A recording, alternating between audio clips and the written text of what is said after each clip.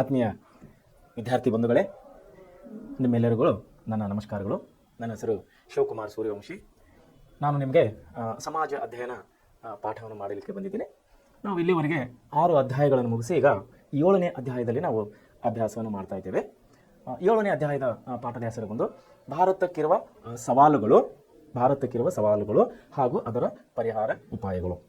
ಇದರಲ್ಲಿ ನಾವು ಏನೇನು ಸವಾಲುಗಳಿದೆ ಅನ್ನೋದು ನಾವು ನಿನ್ನ ಸ್ಟೆಪ್ ಬೈ ಸ್ಟೆಪ್ ಅಂದರೆ ಲೈನಾಗಿ ನಾವೆಲ್ಲ ನೋಡಿದ್ದೀವಿ. ನಿನ್ನೆ ಅದರಲ್ಲಿ ನಾವು 2 ನೋಡಿದೆವು. ಏನಂದರೆ ಕೋಮುವಾದ ಮತ್ತು ಪ್ರಾದೇಶಿಕ ಅಸಮತೋಲನ ಅಥವಾ ಪ್ರಾದೇಶಿಕತೆ ಅನ್ನುವಂಥ 2 ವಿಷಯಗಳ ಬಗ್ಗೆ ನಾವು ನಿನ್ನ ಅಭ್ಯಾಸ ಮಾಡಿದ್ದೇವೆ ವಿವರವಾಗಿ. ಒಂದು ಕೋಮುವಾದದ ಬಗ್ಗೆ, ಎರಡನೇದು ಪ್ರಾದೇಶಿಕತೆ ಬಗ್ಗೆ ನಾವು 2 ವಿಷಯ ಬಗ್ಗೆ ನಿನ್ನ ಅಭ್ಯಾಸ ಮಾಡಿದ್ವಿ. ಇವಾಗ ನಾವು ನಮ್ಮ ದೇಶ ಅಭಿವೃದ್ಧಿ ಹೊಂದಬೇಕಾದ್ರೆ 3ನೇ ನಮಗೆ ಒಂದು ಸವಾಲಾಗಿರುವಂಥ ಅತಿ ಪ್ರಮುಖ ಸವಾಲು ಅಂದರೆ ಅನಕ್ಷರತೆ ಅಂತೇಳಿ ನಾವು ಹೇಳ್ತಾ ಇದ್ದೀವಿ. ಸೊ ವಿದ್ಯಾರ್ಥಿಗಳೇ, ನಮ್ಮ ಪ್ರೆಸೆಂಟ್ ಕ್ಲಾಸ್ನಿಂದ ಕೊಡುವಂಥ ಪ್ರತಿಯೊಂದು ಪಾಠಗಳು, ಪ್ರತಿಯೊಂದು ವಿಷಯಗಳು ನಿಮ್ಮ ಮುಂದಿನ ಜೀವನ ಮತ್ತು ಮುಂದಿನ ವಿದ್ಯಾಭ್ಯಾಸಕ್ಕಾಗಿ ಅತಿ ಅಮೂಲ್ಯವಾದಂಥ ವಿಷಯಗಳಾಗಿದೆ ಅಂತೇಳಿ ನಾನು ಇನ್ನೊಂದು ಸಾರಿ ನಿಮಗೆ ಹೇಳೋಕ್ಕೆ ಇಷ್ಟಪಡ್ತೀನಿ. ಸೊ ನಮ್ಮ ಸಂಸ್ಥೆಯ ಮುಖ್ಯಸ್ಥರು ಮತ್ತು ನಮ್ಮ ಸಂಸ್ಥೆಯ ಎಲ್ಲ ಸಿಬ್ಬಂದಿ ವರ್ಗದವರು ನಿಮಗಾಗಿ ಅಂದರೆ ವಿಶೇಷವಾಗಿ ಗ್ರಾಮೀಣ ಭಾಗದ ಮಕ್ಕಳಿಗಾಗಿ ಹಾಗೂ ಕನ್ನಡ ಶಾಲೆಯಲ್ಲಿ ಓದುತ್ತಿರುವ ಮಕ್ಕಳಿಗಾಗಿ ಮುಂದಿನ ಭವಿಷ್ಯಕ್ಕಾಗಿ ನಿಮಗೆ ಅನುಕೂಲ ಆಗಲಿ ಅನ್ನೋ ಉದ್ದೇಶದಿಂದ ಈ ಒಂದು ವಿಶೇಷವಾದಂತಹ ಯೋಜನೆಯನ್ನು ನಮ್ಮ ಸಂಸ್ಥೆಯ ಮುಖ್ಯಸ್ಥರು ಹಾಕಿಕೊಂಡಿದ್ದಾರೆ. ಸೊ ದಯಮಾಡಿ ವಿದ್ಯಾರ್ಥಿಗಳು ತಾವೆಲ್ಲರೂ ಒಳ್ಳೆಯ ರೀತಿಯಲ್ಲಿ ಅಭ್ಯಾಸ ಮಾಡಿ ತಾವು ನಿಮ್ಮ ಒಂದು ಗುರಿಯಲ್ಲಿ ಯಶಸ್ವಿಯಾಗಿ ಹಾಗೂ ನಮ್ಮ ಸಂಸ್ಥೆಯ ಒಂದು ಗುರಿಯನ್ನು ಯಶಸ್ವಿ ಮಾಡಲಿಕ್ಕೆ ತಾವು ಕೂಡ ಸಹಕಾರಿ ಆಗುವರೆಂದು ನಾನು ಈ ಮೂಲಕ ನಿಮ್ಮಲ್ಲಿ ವಿನಂತಿಸಿಕೊಳ್ತಾ ಇದ್ದೇನೆ. ಸೊ ಈಗ ನಾವು ಪಾಠಕ್ಕೆ ಬರೋಣ. 3ನೇ ಅಂಶ ಭಾರತಕ್ಕಿರುವ ಸವಾಲುಗಳು ಮತ್ತು ಅದರ ಪರಿಹಾರ ಉಪಾಯಗಳಲ್ಲಿ ನಾವು ಈಗ 3ನೇ ಅಂಶಕ್ಕೆ ಬರ್ತಾ ಇದ್ದೇವೆ, ಅನಕ್ಷರತೆ ಅಂತ ಹೇಳಿ. ಅನಕ್ಷರತೆ ಅಂದ್ರೆ ನೋಡಿ, ಅನಕ್ಷರತೆ ಅಂದರೆ ಅಕ್ಷರವನ್ನು ಗೊತ್ತಿಲ್ಲದವರು ಅಥವಾ ಬರೆಯಲಿಕ್ಕೆ ಬರದವರು ಅನಕ್ಷರತೆ ಅಂತೇಳಿ ನಾವು ಕರಿತೇವೆ. ಅದನ್ನು ಇಂಗ್ಲೀಷ್ನಲ್ಲಿ ನಾವು ನಾನ್ ಎಜುಕೇಟೆಡ್ ಅಂತೇಳಿ ಕರಿತೇವೆ. ಇಂಗ್ಲೀಷ್ನಲ್ಲಿ ನಾನ್ ಎಜುಕೇಟೆಡ್ ಅಂತ ಕರಿತೀವಿ. ನಾವು ನಮ್ಮ ಕನ್ನಡದ ಪಠ್ಯಪುಸ್ತಕದ ವಿಷಯಕ್ಕೆ ಬಂದಾಗ ಪಠ್ಯಪುಸ್ತಕದ ಒಂದು ಶಬ್ದಗಳಲ್ಲಿ ನಾವು ಅನಕ್ಷರತೆ ಅಂತ ಕರಿತೀವಿ. ಅದನ್ನೇ ಬೇರೆ ಬೇರೆ ಜಿಲ್ಲೆಗಳಲ್ಲಿ ಹೋದಾಗ ಬೇರೆ ಬೇರೆ ಇದಕ್ಕೆ ಶಬ್ದಗಳನ್ನು ಬಳಸ್ತಾರೆ. ಅದು ಸ್ಥಳೀಯವಾಗಿ ಬಳಸುವಂಥ ಶಬ್ದಗಳು. ನಾವು ಪಠ್ಯಪುಸ್ತಕವಾಗಿ ಬಳಸಬೇಕಂತಹ ವಿಷಯ ಏನಂದ್ರೆ ಅನಕ್ಷರತೆ. ಅಕ್ಷರಸ್ಥರು ಮತ್ತು ಅನಕ್ಷರಸ್ಥರು. ಅಕ್ಷರಸ್ಥರು ಅಂದ್ರೆ ಓದಲಿಕ್ಕೆ ಬರೆಯಲಿಕ್ಕೆ ಬರುವವರಿಗೆ ನಾವು ಅಕ್ಷರಸ್ಥ ಅಂದ್ರೆ ಅಕ್ಷರವನ್ನು ಬಲ್ಲವರಿಗೆ ನಾವು ಕರಿತೀವಿ. ಅನಕ್ಷರಸ್ಥ ಅಂದ್ರೆ ಅವರಿಗೆ ಓದಲಿಕ್ಕೆ ಬರುವುದಿಲ್ಲ, ಬರೆಯಲಿಕ್ಕೆ ಬರುವುದಿಲ್ಲ, ಅವರು ಅಕ್ಷರ ಜ್ಞಾನ ಹೊಂದಿಲ್ಲ ಅಂತೇಳಿ ನಾನು 2 ಭಾಗಗಳನ್ನು ಮಾಡಿಕೊಂಡು ನಿಮಗೆ ಮುಂದೆ ಹೋಗ್ಲಿಕ್ಕೆ ಇಷ್ಟಪಡ್ತೇನೆ. ಸೊ ವಿದ್ಯಾರ್ಥಿಗಳೇ, ಅನಕ್ಷರತೆ ನಮ್ಮ ದೇಶದ ಅಭಿವೃದ್ಧಿಗೆ ಯಾವ ರೀತಿ ಒಂದು ಸಮಸ್ಯೆ ಆಗಿದೆ ಅನ್ನುವಂಥದ್ದು ನಾವು ಈಗ ನೋಡೋಣ. ವಿದ್ಯಾರ್ಥಿಗಳೇ, ನಾವು ಯಾವುದೇ ಒಂದು ಕೆಲಸಕ್ಕೆ ಹೋದಾಗ ಇವತ್ತಿನ ಸಮಯದಲ್ಲಿ ನಾವು ಮನೆಯಲ್ಲಿಂದ ಜಸ್ಟ್ ಕಾಲು ಹೊರಗಡೆ ಇಟ್ಟರೆ ಕೂಡ ನಮಗೆ ಅಕ್ಷರದ ಜ್ಞಾನ ಬಹು ಅಮೂಲ್ಯವಾಗಿದೆ ಅಂತ ನಾನು ಹೇಳಕ್ಕೆ ಇಷ್ಟಪಡ್ತೇನೆ. ಯಾಕಂದ್ರೆ ಮನೆಯಲ್ಲಿಂದ ಹೊರ ಬಂದ ತಕ್ಷಣ ಬಹಳ ಜನ ಟೈಮ್ ಎಷ್ಟಾಗದಪ್ಪ ಅಂತ ಕೇಳ್ಬೋದು. ಉದಾಹರಣೆಗಳನ್ನು ಹೇಳ್ತಾ ಇದ್ದೀನಿ ತಮಗೆ. ಅಕ್ಷರ ಜ್ಞಾನ ಎಷ್ಟು ಮುಖ್ಯವಾಗಿದೆ ನನಗೆ ನಮ್ಮನ್ನು ಕೇಳ್ಬೋದು ಯಾರಾದ್ರೂ, ಟೈಮ್ ಎಷ್ಟಾಗಿದ್ರಿ? ಈಗ ನಮಗೆ ಬರೀಲಿಕ್ಕೆ ಬರಲ್ಲ, ಓದಲಿಕ್ಕೆ ಬರಲ್ಲ, ನಾವು ವಾಚ್ ಕಟ್ಕೊಳ್ಳೋದ್ರೆ ನಮಗೆ ಟೈಮ್ ಗೊತ್ತಿಲ್ಲ. ಸೊ ಏನಾಗುತ್ತೆ ಅಂದ್ರೆ ಕನಿಷ್ಠ ಜ್ಞಾನ ಅಂತ ಕರಿತೇವೆ ನಾವು. ಮನುಷ್ಯನಿಗೆ ಬೇಕಾಗುವಂಥ ಈ ಆಧುನಿಕ ಯುಗದಲ್ಲಿ ಕನಿಷ್ಠ ಜ್ಞಾನ ಅಂತ ಹೇಳಿ ನಾವು ಕರಿತಾ ಇದ್ದೀವಿ. ಸೊ ಈ ಕನಿಷ್ಠ ಜ್ಞಾನದಲ್ಲಿ ಮನುಷ್ಯನಿಗೆ ಅಕ್ಷರ ಜ್ಞಾನ ಅತಿ ಮುಖ್ಯವಾಗಿದೆ. ಯಾಕಂದ್ರೆ ಇವತ್ತಿನ ಕಾಲದಲ್ಲಿ ಒಂದು ನಾನು ನೋಡಿದೆ, ಏನಂತಾರೆ, ವಿದ್ಯೆ ಉಳ್ಳವನ ಮುಖ ಮುದ್ದಿನಂತಿಕ್ಕು, ವಿದ್ಯೆ ಇಲ್ಲದವನ ಮುಖ ಹಾಳು ಹದ್ದಿನಂತಿಕ್ಕು ಅಂತ ಹೇಳಿ ಒಂದು ಹಳೆಗನ್ನಡ ನಾವು ಚಿಕ್ಕವರಿದ್ದಾಗ ಓದಿದಂಥ ಇದು ನಮಗೆ ಬಹುಶಃ ಒಂದು ಪದ್ಯ ಐತೆ ಅನ್ಕೋತೀನಿ ನಾನಿದು. ಅಂದ್ರೆ ವಿದ್ಯೆ ಉಳ್ಳವನ ಮುಖ ಹೆಂಗಿರುತ್ತಂದ್ರೆ ಮುದ್ದಿನಂತಿಕ್ಕು, ಮುದ್ದು ಆದಂತಹ ಒಂದು ಮುಖ ಕಾಣ್ತದಂತೆ ವಿದ್ಯೆ ಉಳ್ಳವನ ಮುಖ. ವಿದ್ಯೆ ಇಲ್ಲದವನ ಮುಖ ಹೆಂಗಿರ್ತದಂತೆ ಹಾಳು ಹದ್ದಿನಂತಿಕ್ಕು, ಅಂದ್ರೆ ಪಾಳು ಬಿದ್ದಂತಹ ಹದ್ದು ಗೊತ್ತಲ್ಲ, ಅದು ಹದ್ದು ಎಲ್ಲಿ ತಿರುತ್ತದೆ? ಆಕಾಶ ಮೇಲೆ ತಿರುತ್ತದೆ. ಹದ್ದು, ರಣ ಹದ್ದುಗಳು ಗೊತ್ತಲ್ಲ, ಕಾಗಿ, ಗೂಬೆ, ಹದ್ದುಗಳು. ವಿದ್ಯೆ ಉಳ್ಳವನ ಮುಖ ಮುದ್ದಿನಂತಿಕ್ಕು, ವಿದ್ಯೆ ಇಲ್ಲದವನ ಮುಖ ಹಾಳು ಹದ್ದಿನಂತಿಕ್ಕು. ಅಂದ್ರೆ ವಿದ್ಯೆ ಇಲ್ಲದವನ ಮುಖ ಹೆಂಗಿರ್ತಂತೆ ಹಾಳು ಹದ್ದಿನಂಗಿರ್ತಂತೆ. ಹದ್ದು ಅಂದ್ರೆ ಎಲ್ಲಿರ್ತದೋ? ಹದ್ದು, ರಣಹದ್ದು, ಗೂಬೆ, ಕಾಗೆ ಇವೆಲ್ಲ ಎಲ್ಲಿರ್ತವೆ? ಆಕಾಶದಾಗ ತಿರುಗ್ತಾ ಇರ್ತವೆ. ಮನುಷ್ಯರಿಗೆ ಸಂಪರ್ಕ ಇರೋದಿಲ್ಲ, ಮನುಷ್ಯರಿಗೆ ಅವರಿಗೆ ಸಂಬಂಧ ಇಲ್ಲ. ಅವು ಪ್ರಾಣಿ ಪಕ್ಷಿಗಳಿದ್ದಾಗೆ ಮನುಷ್ಯನ ಜೀವನ ಅಂತ ಹೇಳಿ ಇಲ್ಲಿ ನಮ್ಮ ಒಬ್ಬರು ಕವಿಯರು ಹೇಳ್ತಾ ಇದ್ದಾರೆ. ಸೊ ಅಕ್ಷರ ಜ್ಞಾನ ಮನುಷ್ಯನಿಗೆ ಅಷ್ಟು ಮುಖ್ಯವಾಗಿದೆ. ಅದರಲ್ಲಿ ವಿಶೇಷವಾಗಿ ಇವತ್ತಿನ ಈ ಆಧುನಿಕ ಕಾಲದಲ್ಲಿ, ಈ ಮೊಬೈಲ್ ಕಾಲದಲ್ಲಿ ಅಕ್ಷರ ಜ್ಞಾನ ಕಂಪಲ್ಸರಿ ಎಲ್ಲರಿಗೆ ಬೇಕಾದಂಥ ವಿಷಯ. ಯಾವುದೇ ನಾವು ಕಚೇರಿಗೆ ಹೋದಾಗ, ಯಾವುದೇ ಮಾರ್ಕೆಟ್ನಲ್ಲಿ ಹೋದಾಗ, ಯಾವುದೋ ಒಂದು ಸಂತೆಗೆ ಹೋದಾಗ, ಯಾವುದೋ ಒಂದು ಮನೆಗೆ ಖರೀದಿ ವಿಕ್ರಿ ಇದ್ದಾಗ, ಬಟ್ಟೆ ಖರೀದಿಗೆ ಹೋದಾಗ, ಆಮೇಲೆ ಬಸ್ನಲ್ಲಿ ಹೋಗುವಾಗ ಯಾವುದೇ ಒಂದು ಶಾಲೆ, ಕಾಲೇಜು, ಆಫೀಸ್, ಕಚೇರಿ ಎಲ್ಲಿ ಹೋದ್ರೂ ಕೂಡ ಅಕ್ಷರ ಜ್ಞಾನ ಅತಿ ಮುಖ್ಯವಾಗಿದೆ. ಸೊ ಅಕ್ಷರ ಜ್ಞಾನ ಇಲ್ಲ ಅಂದ್ರೆ ಏನಾಗ್ತದೆ ಅಂದ್ರೆ ಸ್ಕಿಲ್ಡ್ ಅಂತ ಕರಿತೇವೆ ನಾವು. ಅಂದ್ರೆ ನಮಗೆ ಬೇಕಾಗುವಂಥ ನೌಕರದಾರರು ನಮ್ಮನ್ನು ಸಿಗೋದಿಲ್ಲ. ಯಾರಿಗೆ? ಸರ್ಕಾರದವ್ರಿಗೆ. ಪ್ರಾಪರ್ ಆಗಿ ನಾಲೆಜ್ ಇಲ್ಲದವರು, ಪ್ರಾಪರ್ ಆಗಿ ಅವರಿಗೆ ಸ್ಟಡಿ ಇಲ್ಲ ಅಂದ್ರೆ ಅವರು ಮುಂದೆ ಶಾಲಾ ಕಾಲೇಜುಗಳಿಗೆ ಯಾವ ರೀತಿ ಅವರು ಶಿಕ್ಷಕರು ಪಾಠ ಮಾಡೋದು. ಸೊ ಎಕ್ಸಾಂಪಲ್, ಈಗ ಬ್ಯಾಂಕಿಗೆ ನಾವು ಹೋದಾಗ ಬ್ಯಾಂಕಿನಲ್ಲಿ ಪರಿಣಿತಿ ಹೊಂದಂಥ ಸಿಬ್ಬಂದಿಗಳು ಬೇಕಾಗ್ತದೆ ಬ್ಯಾಂಕಿಗೆ. ಸೊ ಅವರಿಗೆ ಅಕ್ಷರ ಜ್ಞಾನ ಇಲ್ಲ ಅಂದ್ರೆ, ಅವರು ಒಳ್ಳೆ ರೀತಿಯಲ್ಲಿ ಅಕ್ಷರ ಜ್ಞಾನ ಪಡ್ಕೊಂಡಿಲ್ಲ ಅಂದ್ರೆ ಅವರು ಪರಿಣಿತರಾಗಿ ಹೇಗೆ ಆಗ್ಲಿಕ್ಕೆ ಸಾಧ್ಯ? ಸೊ ಬ್ಯಾಂಕಿಂಗ್ ಸೇವೆ ಅವ್ರು ಹೆಂಗೆ ಕೊಡ್ಲಿಕ್ಕೆ ಸಾಧ್ಯ? ಸೊ ಬ್ಯಾಂಕಿಂಗ್ ಸೇವೆ ಇವತ್ತಿನ ಕಾಲದಲ್ಲಿ ಎಷ್ಟು ಮುಖ್ಯ ಆಗಿದೆ ಅನ್ನೋದು ತಾವೆಲ್ಲರೂ ಬಲ್ಲವರಾಗಿದ್ದೀರಿ. ಯಾಕಂದರೆ ಈಗೆಲ್ಲ ಎಲ್ಲ ಕಡೆ ಫೋನ್ ಪೇ ಬಂದು ಕೂತಿದೆ. ಫೋನ್ ಪೇ ಬಂದರೆ ಹೌದು, ಫೋನ್ ಪೇ ನಾವು ಖರ್ಚು ಮಾಡ್ಬೋದು, ಫೋನ್ ಪೇ ಹಾಕಬಹುದು, ಆದರೆ ಕೆಲವೊಂದು ಸಾರಿ ಈಗ ಬ್ಯಾಂಕಿಗೆ ಹೋಗಲೇಬೇಕಾಗುತ್ತದೆ. ಫೋನ್ ಪೇ ಏನಿದ್ದು ಜಸ್ಟ್ ತಾತ್ಕಾಲಿಕವಾದಂಥ ಉಪಯೋಗಕ್ಕೆ ಬರುವಂಥ ವಸ್ತು ಅದು. ಆಮೇಲೆ ನಾವು ಸ್ವಲ್ಪ ದೊಡ್ಡ ಪ್ರಮಾಣದ ಕೆಲಸ ಇದ್ದರೆ ನಾವು ಬ್ಯಾಂಕಿಗೆ ಹೋಗಲೇಬೇಕಾಗ್ತದೆ. ಸೊ ಹೀಗಾಗಿ ಬ್ಯಾಂಕ್ ಆಯಿತು, ಪೋಸ್ಟ್ ಆಫೀಸ್ ಆಯಿತು, ಟ್ರೈನ್ ಆಯಿತು, ಮಾರ್ಕೆಟ್ನಲ್ಲಿ ಆಯಿತು, ಖರೀದಿ ವಿಕ್ರಿ, ಸಂತೆ, ಮನೆ, ಬುಕ್ ಡಿಪೋ ಎಲ್ಲಿ ಹೋದ್ರೂ ಕೂಡ ನಮಗೆ ಅಕ್ಷರ ಜ್ಞಾನ ಅತಿ ಮುಖ್ಯವಾಗಿದೆ. ಸೊ ಅಕ್ಷರ ಜ್ಞಾನ ಇಲ್ಲ ಅಂದರೆ ಏನಾಗ್ತದೆ, ಮನುಷ್ಯನ ಜೀವನ ಹಾಳು ಹದ್ದಿನಂತಿಕ್ಕು, ಹಾಳು ಬಿದ್ದಂಥ ಒಂದು ಹದ್ದಿನ ಜೀವನ ಥರ ಆಗುತ್ತೆ ಅಂತೇಳಿ ಇಲ್ಲಿ ಹೇಳ್ತಾ ಇದ್ದಾರೆ. ಸೊ ಯಾವ ರೀತಿಯಲ್ಲಿ ಅನಕ್ಷರತೆ ಅಂದರೆ ಅನಕ್ಷರತೆಯು ಭಾರತದಲ್ಲಿ ಒಂದು ಮುಖ್ಯ ಸವಾಲಾಗಿದೆ. ದೇಶದಲ್ಲಿ ಇನ್ನೂ ಪೂರ್ಣ ಪ್ರಮಾಣದ ಸಾಕ್ಷರತೆಯನ್ನು ಸಾಧಿಸಬೇಕಾಗಿದೆ. ನಮ್ಮಲ್ಲಿನ ಅನಕ್ಷರತೆಗೆ ಬಡತನ, ವಲಸೆ ಹೋಗುವಿಕೆ, ಬಾಲಕಾರ್ಮಿಕತೆ, ಬಾಲ್ಯ ವಿವಾಹ, ಚಿಕ್ಕ ಮಕ್ಕಳ ಪಾಲನೆ, ಹಿರಿಯ ಮಕ್ಕಳನ್ನು ಬಳಸಿಕೊಳ್ಳುವುದು, ಶಿಕ್ಷಣ ಕೊಡಿಸಬೇಕೆಂಬ ಆಸಕ್ತಿಯ ಕೊರತೆ ಮೊದಲಾದ ಕಾರಣಗಳನ್ನು ಗುರುತಿಸಬಹುದಾಗಿದೆ. ದೇಶದ ಅಭಿವೃದ್ಧಿಗೆ ಶಿಕ್ಷಣವು ಅತ್ಯಗತ್ಯ. ಪ್ರಜಾಪ್ರಭುತ್ವ ವ್ಯವಸ್ಥೆಯಲ್ಲಿ ಅವರವರ ಜವಾಬ್ದಾರಿ ಮತ್ತು ಪಾತ್ರವನ್ನು ಪ್ರತಿಯೊಬ್ಬರೂ ತಿಳಿಯಬೇಕಿದೆ. ಆದ್ದರಿಂದ ಅನಕ್ಷರತೆಯಂತಹ ಸಮಸ್ಯೆಯನ್ನು ಹೋಗಲಾಡಿಸಬೇಕಾಗಿದೆ. ನೋಡಿ, ಅಕ್ಷರ ಜ್ಞಾನ ಎಷ್ಟಾಗಿದೆ ನಮ್ಮ ದೇಶದಲ್ಲಿ. ನಮ್ಮ ಸಮಾಜಕ್ಕೆ ಒಂದು ಕಂಟಕವಾದಂತಹ ಒಂದು ಅನಕ್ಷರತೆ ಪಿಡುಗನ್ನು ಎಲ್ಲರಿಗೆ ಅಕ್ಷರ ಜ್ಞಾನ ಕೊಡುವುದರ ಮೂಲಕವಾಗಿ ನಾವು ಅಕ್ಷರಸ್ಥರನ್ನು ಮಾಡಬೇಕಾಗಿದೆ. ನೋಡಿ ಎಷ್ಟು ಏನೇನಾಗಿದೆ.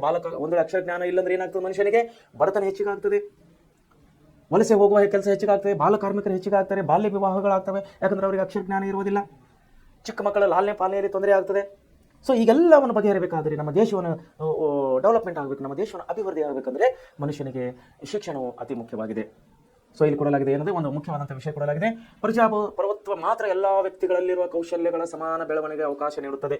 ನೋಡಿ, ಪ್ರಜಾಪ್ರಭುತ್ವದಲ್ಲಿ ಮಾತ್ರ ಎಲ್ಲ ವ್ಯಕ್ತಿಗಳಲ್ಲಿ ಕೌಶಲ್ಯ ಇರುವ ಸಮಾನ ಬೆಳವಣಿಗೆ ಅವಕಾಶ ನೀಡುತ್ತದೆ ಎಂದು ಡಾಕ್ಟರ್ ಎಸ್ ರಾಧಾಕೃಷ್ಣನ್ ಅವರು ಹೇಳಿದ್ದಾರೆ. ಡಾಕ್ಟರ್ ಎಸ್ ರಾಧಾಕೃಷ್ಣ ಅವರು ಯಾರು ಅನ್ನೋದ್ರ ಬಗ್ಗೆ ನಿಮಗೆ ಇನ್ನೊಂದು ಸಾರಿ ಹೇಳ್ತೀನಿ, ಸಿಂಪಲ್ ಆಗಿ ಹೇಳ್ತೀನಿ. ಅವರು ನಮ್ಮ ದೇಶದ ಪ್ರಥಮ ರಾಷ್ಟ್ರಪತಿಗಳು,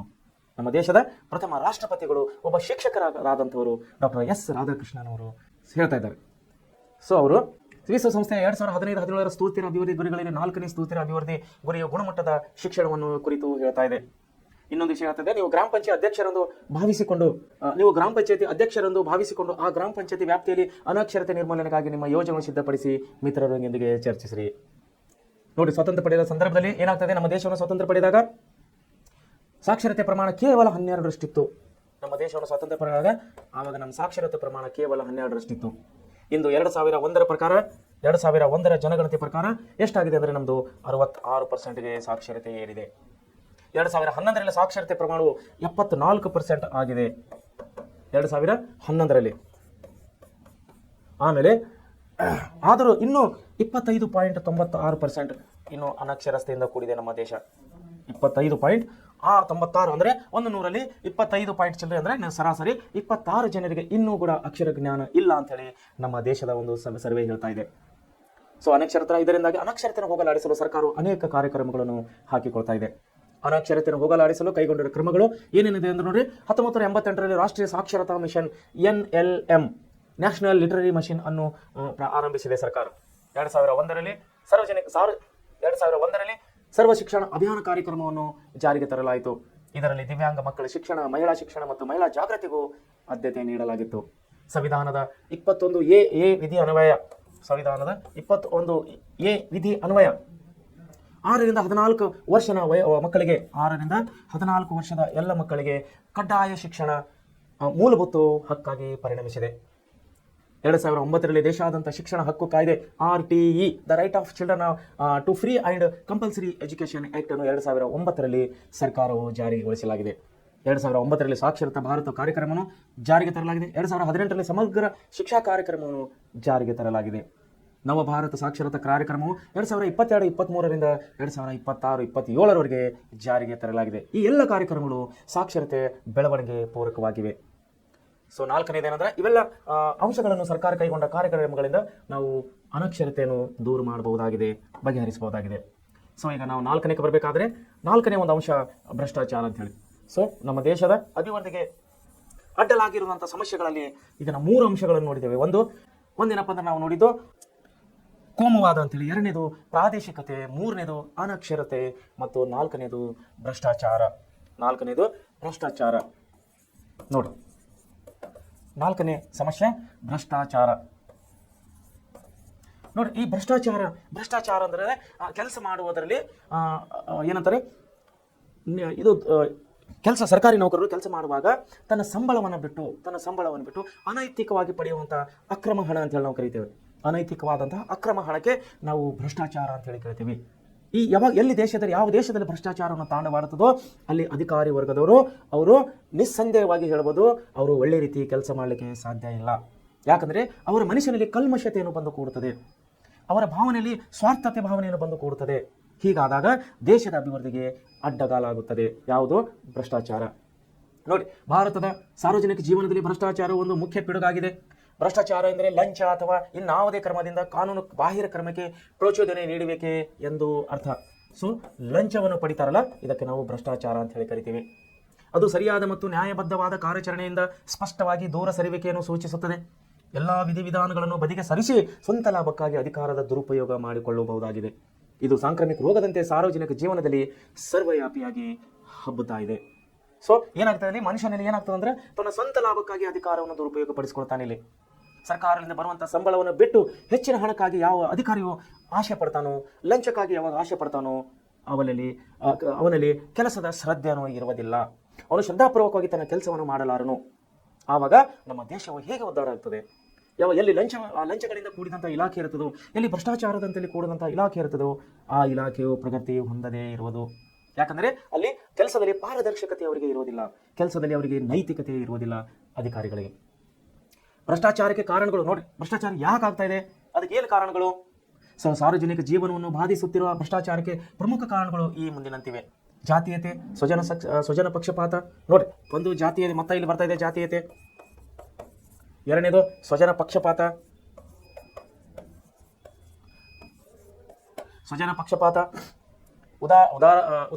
ಉತ್ತರದಾಯಿತ್ವ ಕೊರತೆ, ಕಠಿಣ ಕಾನೂನುಗಳ ಕೊರತೆ, ಮಾನವ ಸಹಜವಾದಂಥ ಸ್ವಾರ್ಥ, ಆಪತ್ತುಗಳ ನಿವಾರಣೆಗೆ ಲೆಕ್ಕಾಚಾರ, ಕಟ್ಟುನಿಟ್ಟಾದಂಥ ಮೇಲ್ವಿಚಾರಣೆ ಇಲ್ಲದೋ. ನೋಡಿ, ಸ್ವಾರ್ಥಕ್ಕೆ ಯಾವಾಗ ಮನುಷ್ಯನಲ್ಲಿ ಸ್ವಾರ್ಥವನ್ನು ಬೆಳೆತದೋ ಅಲ್ಲಿ ಭ್ರಷ್ಟಾಚಾರವನ್ನು ಬೆಳೀತದೆ.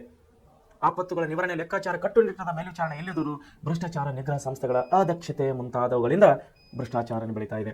ಮನುಷ್ಯನಲ್ಲಿ ಸ್ವಾರ್ಥತೆಯನ್ನು ಬಂದಾಗ ಯಾವಾಗ ದೇಶಾಭಿಮಾನ ಹೋಗುತ್ತದೋ, ಯಾವಾಗ ಸಾಮಾಜಿಕ ಕಳಕಳಿಯನ್ನು ಹೋಗುತ್ತದೋ, ಯಾವಾಗ ಧಾರ್ಮಿಕವಾದಂಥ ಅಂಧ ಶ್ರದ್ಧೆಯನ್ನು ಆ ಅಧಿಕಾರಿಯ ಒಂದು ತಲೆಯಲ್ಲಿ ಬರುತ್ತದೋ ಆವಾಗ ಭ್ರಷ್ಟಾಚಾರಕ್ಕೆ ನಾಂದಿ ಆಗುತ್ತದೆ. ಉದಾಹರಣೆಗೆ ಹೇಳುವುದಾದರೆ, ಒಂದು ಕೋಮಿನ ಅಧಿಕಾರಿಯು ಮುಖ್ಯಸ್ಥನಾದ ಒಂದು ಇಲಾಖೆಯ ಮುಖ್ಯಸ್ಥನಾಗಿದ್ದಾಗ ಅದೇ ಕೋಮಿನ ಇನ್ನೊಬ್ಬ ಸಾರ್ವಜನಿಕ ವ್ಯಕ್ತಿಯು ತನ್ನ ಕೆಲಸವನ್ನು ಮಾಡಿಕೊಡಿ ಅಂತ ಹೋದಾಗ ಆ್ಯಕ್ಚುಲಿ ಆ ಕೆಲಸಕ್ಕೆ ಬೇಕಾಗುವಂಥ ಯಾವುದೇ ಸರ್ಕಾರದ ಮಾನದಂಡಗಳನ್ನು ಈ ವ್ಯಕ್ತಿ ಅನುಸರಿಸದೇ ಇದ್ದಾಗಲೂ ಕೂಡ ಆ ಅಧಿಕಾರಿಯು ಈತನ ಕೆಲಸ ಮಾಡಿಕೊಡ್ತಾರೆ. ಯಾಕಂದರೆ ಅವರಿಬ್ಬರು ಒಂದೇ ಕೋಮಿನವರು, ಅವರಿಬ್ಬರು ಒಂದೇ ಧರ್ಮದವರು, ಅವರಿಬ್ಬರು ಒಂದೇ ಜಾತಿಯವರು. ಸೊ ಜಾತಿಯ ಅಭಿಮಾನ, ಧರ್ಮದ ಅಭಿಮಾನ ಎಲ್ಲ ಅವನಿಗೆ ಮೂಡುತ್ತದೋ ಅಲ್ಲಿ ಭ್ರಷ್ಟಾಚಾರವನ್ನು ಮೂಡುತ್ತದೆ. ಎಲ್ಲಿ ಭ್ರಷ್ಟಾಚಾರವನ್ನು ಮೂಡುತ್ತದೋ ಆ ದೇಶವು ಅಭಿವೃದ್ಧಿ ಹೊಂದಲಿಕ್ಕೆ ಸಾಧ್ಯವಿಲ್ಲ. ಅದರಿಂದ ಮನುಷ್ಯನಿಗೆ ಸ್ವಾರ್ಥವಾಗ್ತದೆ, ಸ್ವಜನ ಪಕ್ಷಪಾತವಾಗ್ತದೆ. ಇನ್ನಿತರ ಕಾರಣಗಳಿಂದ ಆ ಇಲಾಖೆಯು ಅಭಿವೃದ್ಧಿ ಹೊಂದದೆ ಹಿಂದುಳಿತದೆ ಅಂತೇಳಿ ನಾವು ಹೇಳಕ್ಕೆ ಇಷ್ಟಪಡ್ತೇನೆ. ಸೊ ಭ್ರಷ್ಟಾಚಾರದಲ್ಲಿ ಜಾಲದಲ್ಲಿ ಸೇರಿಕೊಂಡಿರೋ ಸಂಗತಿಗಳು: ತೆರಿಗೆಗಳ್ಳೆತನ, ನೋಡ್ರಿ, ಟ್ಯಾಕ್ಸ್ ಅನ್ನು ಕಟ್ಟೋದಿಲ್ಲ, ಅಕ್ರಮ ದಾಸ್ತಾನುಗಳು, ವಸ್ತುಗಳ ಕೃತಕ ಅಭಾವ ಸೃಷ್ಟಿ ಮಾಡೋದು, ಕಳ್ಳ ಸಾಗಾಣಿಕೆ, ಅಧಿಕಾರ ದುರುಪಯೋಗ, ಆರ್ಥಿಕ ವಂಚನೆ, ಮೋಸಗಾರಿಕೆ, ವಿದೇಶಿ ವಿನಿಮಯದ ಕಾನೂನು ಉಲ್ಲಂಘನೆ, ಔದ್ಯೋಗಿಕ ವಂಚನೆ, ಇವೆಲ್ಲಗಳು ಭ್ರಷ್ಟಾಚಾರದ ಜಾಲಗಳಲ್ಲಿ ಸೇರಿಕೊಂಡಿವೆ. ನೋಡ್ರಿ, ಏನಂದ್ರೆ ಇದು ಅಭಾವ ಸೃಷ್ಟಿ, ಕೃತಕ ಅಭಾವ ಸೃಷ್ಟಿ. ಒಂದೊಂದು ಸಾರಿ ನೋಡ್ಬೇಕು ನೀವು, ಸಕ್ಕರೆ ರೇಟನ್ನು ಹೆಚ್ಚಾಗಿರ್ತದೆ. ಒಂದೊಂದು ಸಾರಿ ನೋಡ್ಬೇಕು, ಮನೆಗೆ ಬರುವಂಥ ಅಡುಗೆ ಎಣ್ಣೆಗಳನ್ನು ರೇಟ್ ಹೆಚ್ಚಾಗಿರ್ತದೆ.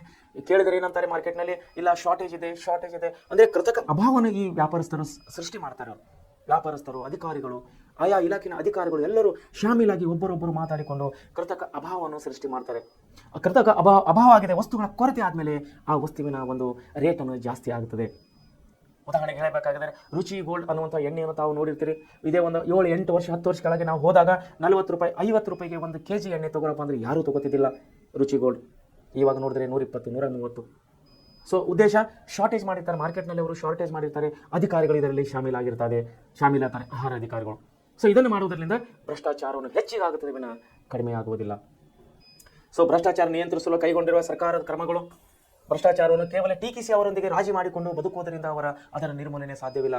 ಹೀಗಾಗಿ ಆಡಳಿತದಲ್ಲಿ ವ್ಯಾಪಕವಾಗಿ ಬೇರೂರಿರುವ ಭ್ರಷ್ಟಾಚಾರವನ್ನು ನಿಯಂತ್ರಿಸಲು ಭಾರತ ಸರ್ಕಾರವು ಕೈಗೊಂಡಿರುವ ಕ್ರಮಗಳನ್ನು ಈ ಮುಂದಿನಂತಿವೆ. ರಾಷ್ಟ್ರ ಮಟ್ಟದಲ್ಲಿ ಲೋಕಪಾಲ್ ಇದೆ, ಸಂಸ್ಥೆಯನ್ನು ಸ್ಥಾಪಿಸಲಾಗಿದೆ. ನೋಡ್ರಿ, ರಾಷ್ಟ್ರ ಮಟ್ಟದಲ್ಲಿ ಲೋಕಪಾಲ ಇದೆ, ರಾಜ್ಯಗಳಲ್ಲಿ ಲೋಕಾಯುಕ್ತ ಸಂಸ್ಥೆಗಳಿವೆ,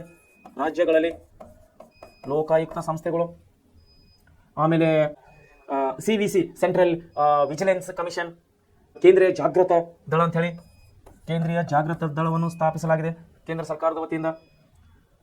ಭ್ರಷ್ಟಾಚಾರ ತಡೆ ಕಾಯ್ದೆ 1988ರಲ್ಲಿ ಭ್ರಷ್ಟಾಚಾರ ತಡೆ ಕಾಯ್ದೆಯನ್ನು ಜಾರಿಗೆ ತರಲಾಗಿದೆ.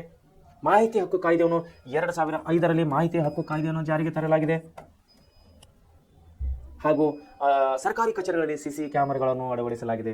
ನೋಡಿ, ಇತ್ತೀಚಿನ ದಿನಗಳಲ್ಲಿ ಭ್ರಷ್ಟಾಚಾರ ಕಡಿಮೆಯಾಗಿದೆ ಅಂತ ನಾವು ಒಂದು ಮೂಲಕವಾಗಿ ಹೇಳ್ಬೋದು. ಆದರೆ ಪರೋಕ್ಷವಾಗಿ ಪ್ರತ್ಯಕ್ಷವಾಗಿ ಭ್ರಷ್ಟಾಚಾರ ಕಡಿಮೆ ಆಗಿದೆ. ಯಾಕಂದರೆ ಎಲ್ಲ ಕಚೇರಿಗಳಲ್ಲಿ, ಎಲ್ಲ ಸರ್ಕಾರಿ ಕಚೇರಿಗಳಲ್ಲಿ ಸಿಸಿ ಕ್ಯಾಮೆರಾಗಳು ಹಾಕಿದ್ದಾರೆ. ಯಾವಾಗಾದರೂ ತಾವು ಯಾವುದಾದ್ರೂ ನಿಮ್ಮ ಹತ್ತಿರದ ಪೊಲೀಸ್ ಸ್ಟೇಷನ್ಗೆ ಹೋದಾಗ ನೀವು ಚೆಕ್ ಮಾಡ್ಬೋದು. ಎಲ್ಲಿ ಆ ಪೊಲೀಸ್ ಸ್ಟೇಷನ್ ಮುಖ್ಯಸ್ಥರು ಕೂತಿರ್ತಾರೋ ಅವರ ಅಕ್ಕಪಕ್ಕದಲ್ಲಿ ಎಲ್ಲ, ಅಂದರೆ ಆ ಶಹರದಲ್ಲಿ, ಆ ನಗರದಲ್ಲಿ ಯಾವ್ಯಾವ ಆಯಕಟ್ಟಿನ ಸ್ಥಳಗಳಲ್ಲಿ ಎಲ್ಲ ಕಡೆಗಳಲ್ಲಿ ಇವಾಗ ಕ್ಯಾಮ್ರಾ ಹಾಕಿದ್ದಾರೆ. ಆಫೀಸ್ ಕಚೇರಿಯಲ್ಲಿ ಕೂಡ ಯಾರಿಗಾದರೂ 10 ರೂಪಾಯಿ ಲಂಚ ಕೊಡಬೇಕಂದ್ರೆ ಇವಾಗ ಕೊಡ್ಲಿಕ್ಕೆ ಆಗ್ತಾ ಇಲ್ಲ. ತಗೊಳ್ಳೋರು ಕೂಡ ಅವ್ರಿಗೆ ಕೂಡ ತಗೊಳಕ್ಕೆ ಆಗ್ತಾ ಇಲ್ಲ. ಯಾಕೆ? ಲಂಚ ತಗೊಳ್ಳೋದು ಅಪರಾಧವಾಗಿದೆ, ಭ್ರಷ್ಟಾಚಾರದ ಒಂದು ಭಾಗವಾಗಿದೆ. ಆದರೂ ಕೂಡ ಅವರು ಏನಂತೀರಿ, ಪರೋಕ್ಷವಾಗಿ ಅಂದರೆ ಕಚೇರಿಯ ಸ್ಥಳ ಬಿಟ್ಟ ಮೇಲೆ ಅವ್ರು ಹೇಗೆ ಕೊಡ್ತಾರೋ, ಅವ್ರು ಹೇಗೆ ತಗೋತಾರೋ, ಭ್ರಷ್ಟಾಚಾರ ಮತ್ತು ಕಡಿಮೆ ಆಗಿಲ್ಲ ಅಂತೇಳಿ ನಾನು ಹೇಳಕ್ಕೆ ಇಷ್ಟಪಡ್ತೇನೆ. ಸೊ ಮುಂದೆ ಇಲ್ಲಿ ಇಂಥ ಕಾರ್ಯಕ್ರಮಗಳು ಸರ್ಕಾರ ಹಾಕಿಕೊಂಡಿದೆ. ಲೋಕಪಾಲ ಕೇಂದ್ರದಲ್ಲಿ, ಲೋಕಾಯುಕ್ತ ರಾಜ್ಯದಲ್ಲಿ, ಜಾಗೃತ ದಳ, ಆಮೇಲೆ ಮಾಹಿತಿ ಹಕ್ಕು ಕಾಯ್ದೆ, ಇನ್ನೇತನ ಎಷ್ಟೇ ಕಾಯ್ದೆ ತಂದರೂ ಕೂಡ ಭ್ರಷ್ಟಾಚಾರ ಕೂಡ ಕಡಿಮೆ ಆಗ್ತಾ ಇಲ್ಲ. ಸೊ ಇದಕ್ಕಾಗಿ ವಿದ್ಯಾರ್ಥಿಗಳೇ ತಾವು ಜಾಗೃತರಾಗಬೇಕಾಗಿದೆ. ಮುಂದಿನ ಪೀಳಿಗೆ ಜಾಗೃತ ಆಗಬೇಕಾಗಿದೆ. ಎಲ್ಲಿವರೆಗೆ ನಾವು ಮುಂದಿನ ಪೀಳಿಗೆ ಜಾಗೃತ ಆಗಿ ಸಮಾಜದಲ್ಲಿ ಒಂದು ದೊಡ್ಡ ಕ್ರಾಂತಿಯನ್ನು ಮಾಡುವುದಿಲ್ಲೋ ಅಲ್ಲಿವರೆಗೆ ಸರ್ಕಾರ ಮಟ್ಟದಲ್ಲಿ ಭ್ರಷ್ಟಾಚಾರ ಹಾಕೋದು ಬಹಳ ಕಠಿಣದ ಕೆಲಸವಾಗಿದೆ. ಸರ್ಕಾರ ಎಷ್ಟೇ ಕಾನೂನು ತಂದಿದ್ರು ಕೂಡ, ಎಷ್ಟೇ ಅಧಿಕಾರವನ್ನು ಬದಲಾಯಿಸಿದರೂ ಕೂಡ ಸಾರ್ವಜನಿಕರಲ್ಲಿ ಜಾಗೃತರಾಗಬೇಕಾಗಿದೆ. ಇದಕ್ಕಾಗಿ ಸರ್ಕಾರವು ಅನೇಕ ಜಾಗೃತಿ ಕಾರ್ಯಕ್ರಮಗಳನ್ನು ಹಾಕಬೇಕಾಗಿದೆ. ಹಳ್ಳಿಗಳಲ್ಲಿ, ಕಚೇರಿಗಳಲ್ಲಿ, ನಗರಗಳಲ್ಲಿ, ವಿದ್ಯಾವಂತರಲ್ಲಿ, ಶಾಲಾ ಕಾಲೇಜುಗಳಲ್ಲಿ ಅನೇಕ ಜಾಗೃತಿ ಕಾರ್ಯಕ್ರಮಗಳನ್ನು ಹಾಕಬೇಕಾಗಿದೆ ಅಂತೇಳಿ ನಾನು ವೈಯಕ್ತಿಕವಾಗಿ ಹೇಳಕ್ಕೆ ಇಷ್ಟಪಡ್ತೇನೆ. ಯಾಕಂದರೆ ಯಾವ ದೇಶದಲ್ಲಿ ಭ್ರಷ್ಟಾಚಾರವನ್ನು ತಾಂಡವಾಡುತ್ತದೋ, ಎಲ್ಲಿ ಲಂಚವನ್ನು ಜಾಸ್ತಿ ಆಗ್ತದೋ ಆ ದೇಶವು ಮುಂದುವರಲಿಕ್ಕೆ ಸಾಧ್ಯವಿಲ್ಲ. ವೈಯಕ್ತಿಕವಾಗೂ ಸಾಮಾಜಿಕವಾಗಿ ನೋಡಿ, ಸಿಸಿ ಕ್ಯಾಮೆರಾಗಳನ್ನು ಅಳವಡಿಸಲಾಗಿದೆ. ಕಡತಗಳ ವಿಲೇವರೆಗೆ ಈ ಆಫೀಸ್ ವ್ಯವಸ್ಥೆಯನ್ನು ಜಾರಿಗೊಳಿಸಲಾಗಿದೆ. ಎಲ್ಲ ಕಡೆಗೆ ಕಂಪ್ಯೂಟರ್ಗಳಾಗಿದೆ. ಈಗ ನೋಡಿ, ಬ್ಯಾಂಕ್ನಲ್ಲಿ, ಪೋಸ್ಟ್ ಆಫೀಸ್ ಎಲ್ಲಿ ಹೋದರೂ ಕೂಡ ಕಂಪ್ಯೂಟರ್ ಆಗಿದೆ. ಕಂಪ್ಯೂಟರ್ನಲ್ಲಿ ವರ್ಕ್ ನಡೀತಾ ಇದೆ ವಿನ ಈಗ ಬರೆಯೋದು, ಪೆನ್ನು, ಬುಕ್ಸು, ನೋಟ್ಸು, ಎಲ್ಲ ದಫ್ತರ್ಗಳು ಎಲ್ಲ ಮಾಯ ಆಗಿಬಿಟ್ಟಿವೆ. ಸೊ ಇಲ್ಲಿ ಏನಾಗಿದೆ ಅಂದರೆ ಸಕಾಲದಲ್ಲಿ ಜನಸ್ಪಂದನೆ ಆಗಬೇಕು, ಜನರ ಒಂದು ಸಹಕಾರ ಬೇಕು, ಸಾರ್ವಜನಿಕರ ಒಂದು ಸಹಕಾರ ಬೇಕು, ಜನರ ಸ್ಪಂದನೆ ಬೇಕು, ಜನಸೇವಕ ಮೊದಲಾದ ಯೋಜನೆಗಳನ್ನು ಜಾರಿಗೊಳಿಸಲಾಗಿದೆ. ಸರ್ಕಾರಿ ಕಚೇರಿಗಳಿಗೆ ದೂರು ಪೆಟ್ಟಿಗೆಗಳನ್ನು ಕೂಡ ಇಡಲಾಗಿದೆ. ಭ್ರಷ್ಟಾಚಾರ ನಿರ್ಮೂಲನೆಗಾಗಿ ಇನ್ನೇನು ಮಾಡಬಹುದು, ಇನ್ನೇನು ಮಾಡೋಕ್ಕೆ ಅವಕಾಶ ಇದೆ. ಸರ್ಕಾರ ಇಷ್ಟು ಮಾಡಿದರೂ ಕೂಡ ಭ್ರಷ್ಟಾಚಾರ ಕಡಿಮೆ ಆಗ್ತಾ ಇಲ್ಲ. ಸೊ ಅದಕ್ಕಾಗಿ ಏನಾಗ್ತದೆ, ವೈಯಕ್ತಿಕವಾಗಿ ಹಾಗೂ ಸಾಮಾಜಿಕವಾಗಿ ಭದ್ರ ನೈತಿಕ ತಳಹದಿಯ ಮೂಲಕ ಮಾತ್ರ ವ್ಯಾಪಕವಾಗಿ ಹಬ್ಬಿ ನಿಂತಿರುವ ಭ್ರಷ್ಟಾಚಾರ ನಿರ್ಮೂಲನೆ ಮಾಡಬಹುದು. ಭ್ರಷ್ಟಾಚಾರದ ನಿರ್ಮೂಲನೆಗೆ ಪ್ರಬಲ ರಾಜಕೀಯ ಹಾಗೂ ಆಡಳಿತಾತ್ಮಕ ಇಚ್ಛಾಶಕ್ತಿ ಹಾಗೂ ಸಾರ್ವಜನಿಕ ಸಹಕಾರ ಆಗುತ್ತೆ. ನೋಡಿ, ನಾನು ಹೇಳಿದ ಪ್ರಕಾರ ಸಾರ್ವಜನಿಕ ಇಚ್ಛಾಶಕ್ತಿ ಬೇಕು ನಮಗೆ. ಎಲ್ಲಿವರೆಗೆ ಸಾರ್ವಜನಿಕ ಇಚ್ಛಾಶಕ್ತಿ ಅಭಿವೃದ್ಧಿ ಆಗುವುದಿಲ್ಲ, ಎಲ್ಲೋ ಜನರಲ್ಲಿ, ಸಾರ್ವಜನಿಕರಲ್ಲಿ ಒಂದು ಜಾಗೃತಿಯನ್ನು ಬರುವುದಿಲ್ಲೋ, ನೋಡಿ, ಸಾರ್ವಜನಿಕ ಇಚ್ಛಾಶಕ್ತಿ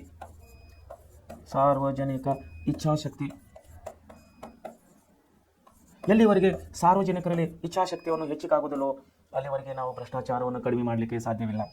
ಅದೇ ಹೇಳ್ತಾ ಇದ್ದಾರೆ. ನೋಡಿ, ಏನು ಹೇಳ್ತಾ ಇದ್ದಾರೆ, ಭ್ರಷ್ಟಾಚಾರ ನಿರ್ಮೂಲನೆಗೆ ಏನಾಗಬೇಕಾಗಿದೆ ಅಂತೇಳಿ ಸಾರ್ವಜನಿಕ ಆಡಳಿತ ಇಚ್ಛಾಶಕ್ತಿ ಹಾಗೂ ಸಾರ್ವಜನಿಕ ಸಹಕಾರ ಅಗತ್ಯ. ಇನ್ನೊಂದು ರೀತಿ ಹೇಳುವುದಾದರೆ ಉತ್ತಮ ರಾಜಕೀಯ ನಾಯಕತ್ವ ಬೇಕಾಗಿದೆ. ಉತ್ತರಾಧಿತ್ವ ಹೊಂದಿರುವ ಅಧಿಕಾರಿ ವರ್ಗ ಹಾಗೂ ಕಾನೂನು ಮತ್ತು ನಾಗರಿಕ ಪ್ರಜೆಯುಳ್ಳ ಜನತೆಯಿಂದ ಭ್ರಷ್ಟಾಚಾರದ ವಿರುದ್ಧ ಹೋರಾಟವನ್ನು ತೀವ್ರಗೊಳಿಸಬಹುದಾಗಿದೆ. ಹೇಳಿದ ನಾನು, ಸಾರ್ವಜನಿಕ ಹೋರಾಟಗಳಾಗಬೇಕು ಈ ಭ್ರಷ್ಟಾಚಾರ ವಿರುದ್ಧವಾಗಿ. ಭ್ರಷ್ಟಾಚಾರ ನಿಯಂತ್ರಿಸಲು ಕೈಗೊಂಡಿರುವ ಕ್ರಮಗಳನ್ನು ಪರಿಣಾಮಕಾರಿಯಾಗಿ ಜಾರಿಗೊಳಿಸಬೇಕು. ಇದ್ದಂತಹ ಕಾನೂನುಗಳನ್ನು ಅಂದರೆ ನೋಡಿ, ಕಾಯ್ದೆಗಳು, ಲೋಕಪಾಲಿದೆ, ಲೋಕಾಯುಕ್ತ ಇದೆ ಸಂಸ್ಥೆಗಳನ್ನು ಬಲವರ್ಧನೆ ಆಗಬೇಕಾಗಿದೆ. ಅತ್ಯಂತ ಕಠಿಣ ಶಿಕ್ಷಾ ವಿಧಾನಗಳನ್ನು ಭ್ರಷ್ಟಾಚಾರವನ್ನು ನಿರ್ಮೂಲನೆಗೊಳಿಸಲು ಎಲ್ಲ ಸ್ತರಗಳಲ್ಲಿಯೂ ಅಗತ್ಯ ಅನಿಸ್ತಾ ಇದೆ. ಲಿಂಗ ತಾರತಮ್ಯ ನೋಡಿ, ಈಗ 5ನೇಗೆ ಬರ್ತಾ ಇದ್ದೇವೆ ನಾವು. ಲಿಂಗ ತಾರತಮ್ಯ ಈಗ ನಾವು 4 ನೋಡಿದ್ದೇವೆ. ಒಂದು ಕೋಮುವಾದ, 2ನೇದು ಪ್ರಾದೇಶಿಕತೆ, 3ನೇದು ಅನಕ್ಷರಸ್ಥತೆ ಮತ್ತು 4ನೇದು ಬಂದು ಭ್ರಷ್ಟಾಚಾರ. ಈಗ 5ನೇದು ಬಂದು ಲಿಂಗ ತಾರತಮ್ಯ ಅಂತ ಹೇಳಿ ನಾನು ಹೇಳಕ್ಕೆ ಇಷ್ಟಪಡ್ತೇನೆ. ಲಿಂಗ ತಾರತಮ್ಯ, ಈ ಲಿಂಗ ತಾರತಮ್ಯ ಅಂದರೆ ಮಹಿಳೆಯರ ಸ್ಥಾನಮಾನ ಅಂತ ನಾವು ಹೇಳ್ಬೋದು. ಲಿಂಗ ತಾರತಮ್ಯದಲ್ಲಿ ಸಮಾಜದಲ್ಲಿ ಅಶಾಂತಿಯನ್ನು ಮೂಡ್ತಾ ಇದೆ. ಅಶಾಂತಿಯನ್ನು ಮೂಡಿದಾಗ ಇದು ಅಭಿವೃದ್ಧಿಗೆ ಪೂರಕವಾದಂತಹ ವಾತಾವರಣ ಇರೋದಿಲ್ಲ. ಅಲ್ಲಿ ಮಹಿಳೆಯರಿಗೆ ಸಮಾನತೆಯನ್ನು ಕೊಡಬೇಕು, ಸಮಾನ ಅವಕಾಶಗಳನ್ನು ಕೊಡಬೇಕು. 33% ಅಂತೇಳಿ ಸರ್ಕಾರ ಸಂವಿಧಾನಕ್ಕೆ ತಿದ್ದುಪಡಿ ತಂದರೂ ಕೂಡ ಇವತ್ತಿಗೂ ಕೆಲವು ರಾಜ್ಯಗಳು ಜಾರಿ ತಂದಿವೆ, ಕೆಲವು ರಾಜ್ಯಗಳು ಇನ್ನೂ ಜಾರಿಯಲ್ಲಿ ತಂದಿಲ್ಲ. ಉದಾಹರಣೆಗೆ ಹೇಳಬೇಕಾಯ್ತು ನೋಡಿ, ನಿಮ್ಮ ಸಮೀಪದ ಸ್ಥಳೀಯ ಸಂಸ್ಥೆ ಮಹಿಳಾ ಸದಸ್ಯರೊಂದಿಗೆ ಮಹಿಳೆಯರ ಸ್ಥಾನಮಾನದ ಬಗ್ಗೆ ನಾವು ಯಾವಾಗಾದರೂ ಹೋದಲ್ಲಿ ಸಂದರ್ಶನ ಪಡಿಬಹುದು. ನೋಡಿ, ತೊಟ್ಟಿಲು ತೂಗುವ ಕೈ ಜಗತ್ತನ್ನೇ ಆಳಬಲ್ಲದು. ನೋಡಿ, ಹೆಣ್ಣು ಮಕ್ಕಳ ಬಗ್ಗೆ ಏನು ಹೇಳ್ತಿದ್ದಾರೆ, ತೊಟ್ಟಿಲು ತೂಗುವ ಕೈಯನ್ನು ಜಗತ್ತನ್ನೇ ಆಳಬಹುದು ಎಂಬ ಹೇಳಿಕೆಯಂತೆ ಎಲ್ಲ ಕ್ಷೇತ್ರಗಳಲ್ಲಿ ಮಹಿಳೆಯರು ಅತ್ಯುನ್ನತ ಸಾಧನೆಗೈದಿರುವುದು ಕಾಣಬಹುದು. ಮಹಿಳೆಯರು ಅತ್ಯುನ್ನತ ಸಾಧನೆಗೈದಿದ್ದಾರೆ. ಇವತ್ತು ನಮ್ಮ ಇವತ್ತಿನ ದೇಶದಲ್ಲಿ ಪ್ರಸ್ತುತವಾಗಿ ನಮ್ಮ ದೇಶದ ರಾಷ್ಟ್ರಪತಿಯವರುಗಳ ಸ್ತ್ರೀಯರಾಗಿದ್ದಾರೆ, ಹೆಣ್ಣುಮಕ್ಕಳಾಗಿದ್ದಾರೆ, ಮಹಿಳೆಯಾಗಿದ್ದಾರೆ. ಯಾರ ಹೆಸರು? ದ್ರೌಪದಿ ಮುರ್ಮು ಅವರು. ಸೊ ಇಂಥ ಒಂದು ಉನ್ನತ ಸ್ಥಾನ ಹಿಡ್ಕೊಂಡು ಕೆಳ ಹಂತದಲ್ಲಿ ಜಿಲ್ಲಾ ಮಟ್ಟದಲ್ಲಿ ಜಿಲ್ಲಾಧಿಕಾರಿಗಳು, ರಾಜ್ಯ ಮಟ್ಟದಲ್ಲಿ ರಾಜ್ಯಾಧಿಕಾರಿಗಳು, ಎಲ್ಲ ಒಂದು ಸ್ತರಗಳಲ್ಲಿ ಇವತ್ತಿನ ಸಮಯದಲ್ಲಿ ಮಹಿಳಾ ಅಧಿಕಾರಿಗಳು ಮುಂಚೂಣಿಯಲ್ಲಿದ್ದಾರೆ.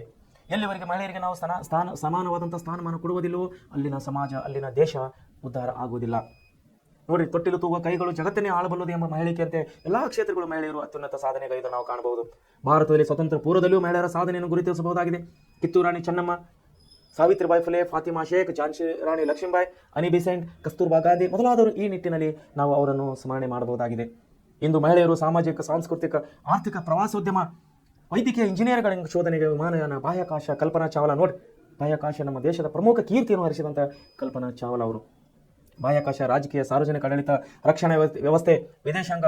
ನೋಡಿ, ಸಾರ್ವಜನಿಕ ಆಡಳಿತ ಇವತ್ತಿನ ಕಾಲದಲ್ಲಿ, ಇವತ್ತಿನ ಪ್ರಸ್ತುತವಾಗಿ ಸದ್ಯದಲ್ಲಿ ನಮ್ಮ ಧಾರವಾಡ ಜಿಲ್ಲೆಯಲ್ಲಿ ನಮ್ಮ ಜಿಲ್ಲಾಧಿಕಾರಿದಂಥ ಶ್ರೀಮತಿ ದಿವ್ಯಾ ಪ್ರಭು ಅವರಿದ್ದಾರೆ. ಅಂದರೆ ಮಹಿಳಾ ಅಧಿಕಾರಿಯಾಗಿ ನಮ್ಮ ಜಿಲ್ಲೆಯ ಅಧಿಕಾರವನ್ನು ಅವರು ಮುನ್ನಡೆಸ್ತಾ ಇದ್ದಾರೆ. ಸೊ ಈ ರೀತಿಯಾಗಿ ವೈದ್ಯಕೀಯ ಕ್ಷೇತ್ರ, ಇಂಜಿನಿಯರಿಂಗ್, ಸಂಶೋಧನೆ, ವಿಮಾನಯಾನ ಎಲ್ಲ ಕ್ಷೇತ್ರಗಳಲ್ಲಿ ಇವತ್ತು ಮಹಿಳೆಯರು ಮುಂಚೂಣಿಯಲ್ಲಿದ್ದಾರೆ. ಅಂತಾರಾಷ್ಟ್ರೀಯ ಜೀವನದ ಎಲ್ಲ ರಂಗಗಳು ಅಪ್ರತಿಮ ಸಾಧನೆ ಮಾಡ್ತಾ ಇದ್ದಾರೆ. ಆದರೂ ಮಹಿಳೆಯರ ಸ್ಥಾನಮಾನ ಇನ್ನೂ ಉತ್ತಮ ಆಗಬೇಕಾಗಿದೆ. ಲಿಂಗ ತಾರತಮ್ಯ ನಿವಾರಣೆ ಆಗಬೇಕಾಗಿದೆ. ಸಾಮಾಜಿಕ ಪದ್ಧತಿಗಳು, ಬಡತನ ಮತ್ತು ಅನಕ್ಷರತೆಯಂತಹ ಕಾರಣಗಳಿಂದ ಸ್ತ್ರೀಯರು ಇನ್ನೂ ಪ್ರಗತಿಯ ಪಥದಲ್ಲಿ ಹಿಂದುಳಿದಿದ್ದಾರೆ. ಈ ಹಿಂದುಳಿವಿಕೆಯು ದೇಶದ ಅಭಿವೃದ್ಧಿಗೆ ಸಮಸ್ಯೆಯಾಗಿ ಕಾಡ್ತಾ ಇದೆ. ನೋಡಿ, ನಮ್ಮ ಪ್ರಮುಖವಾದ ಮಹಿಳಾ ಮುಂಚೂಣಿಯಲ್ಲಿರುವಂಥ ಮಹಿಳಾ ನಮ್ಮ ನಾಯಕರು ಶ್ರೀಮತಿ ಇಂದಿರಾ ಗಾಂಧಿಯವರು, ಪ್ರತಿಭಾ ಪಾಟೀಲ್ ಅವರು, ಸರೋಜಿನಿ ನಾಯ್ಡು ಅವರು, ಸುಚಿತಾ ಕೃಪಲಾನಿ ಅವರು, ಮೀರಾ ಕುಮಾರ್ ಅವರು, ಲೋಕಸಭೆ ಸ್ಪೀಕರ್ ಅವರು, ಇಂತಹ ಒಂದು ಅತ್ಯುನ್ನತ ಹುದ್ದೆಯನ್ನು ಏರಿದಂತಹ ನಮ್ಮ ದೇಶದ ಮಹಿಳೆಯರನ್ನು ನಾವು ಕಾಣುವರಾಗಿದ್ದೇವೆ. ಭಾರತದಲ್ಲಿ ಶ್ರೀಮತಿ ಇಂದಿರಾ ಗಾಂಧಿ ಅವರು ದೇಶದ ಮೊದಲ ಮಹಿಳಾ ಪ್ರಧಾನಮಂತ್ರಿಯಾಗಿ, ಶ್ರೀಮತಿ ಪ್ರತಿಭಾ ದೇವಿ ಸಿಂಗ್ ಪಾಟೀಲ್ ಅವರ ದೇಶದ ಮೊದಲ ಮಹಿಳಾ ರಾಷ್ಟ್ರಾಧ್ಯಕ್ಷರಾಗಿ, ರಾಷ್ಟ್ರಪತಿಯವರಾಗಿ, ನ್ಯಾಯಮೂರ್ತಿಯಾಗಿ ಫಾತಿಮಾ ಬೀಬಿ ಅವರು, ಭಾರತದ ಸರ್ವೋಚ್ಚ ನ್ಯಾಯಾಲಯದ ಮೊದಲ ಮಹಿಳಾ ನ್ಯಾಯಮೂರ್ತಿಯಾಗಿ ಶ್ರೀಮತಿ VS ರಮಾದೇವಿ ಅವರು, ಭಾರತ ಚುನಾವಣಾ ಆಯೋಗದ ಮೊದಲ ಮಹಿಳಾ ಚುನಾವಣಾ ಆಯುಕ್ತರಾಗಿ ಕಾರ್ಯನಿರ್ವಹಿಸುತ್ತಾರೆ. ಹಲವಾರು ಮಹಿಳೆಯರು ರಾಜ್ಯಪಾಲರುಗಳಾಗಿ, ಮುಖ್ಯಮಂತ್ರಿಗಳಾಗಿ, ವಿದೇಶಿ ರಾಯಭಾರಿಗಳಾಗಿ, ಇನ್ನಿತರ ಉನ್ನತ ಹುದ್ದೆಗಳನ್ನು ಅಲಂಕರಿಸಿ ಪರಿಣಾಮವಾಗಿ ತಮ್ಮ ಜವಾಬ್ದಾರಿಯನ್ನು ನಿರ್ವಹಿಸ್ತಾ ಇದ್ದಾರೆ. ಸೊ ಭಾರತ ಲಿಂಗ ತಾರತಮ್ಯವನ್ನು ಹೋಗಲಾಡಿಸಲು ಅನೇಕ ಸರ್ಕಾರ ಕ್ರಮಗಳನ್ನು ಕೈಗೊಳ್ತಾ ಇದೆ.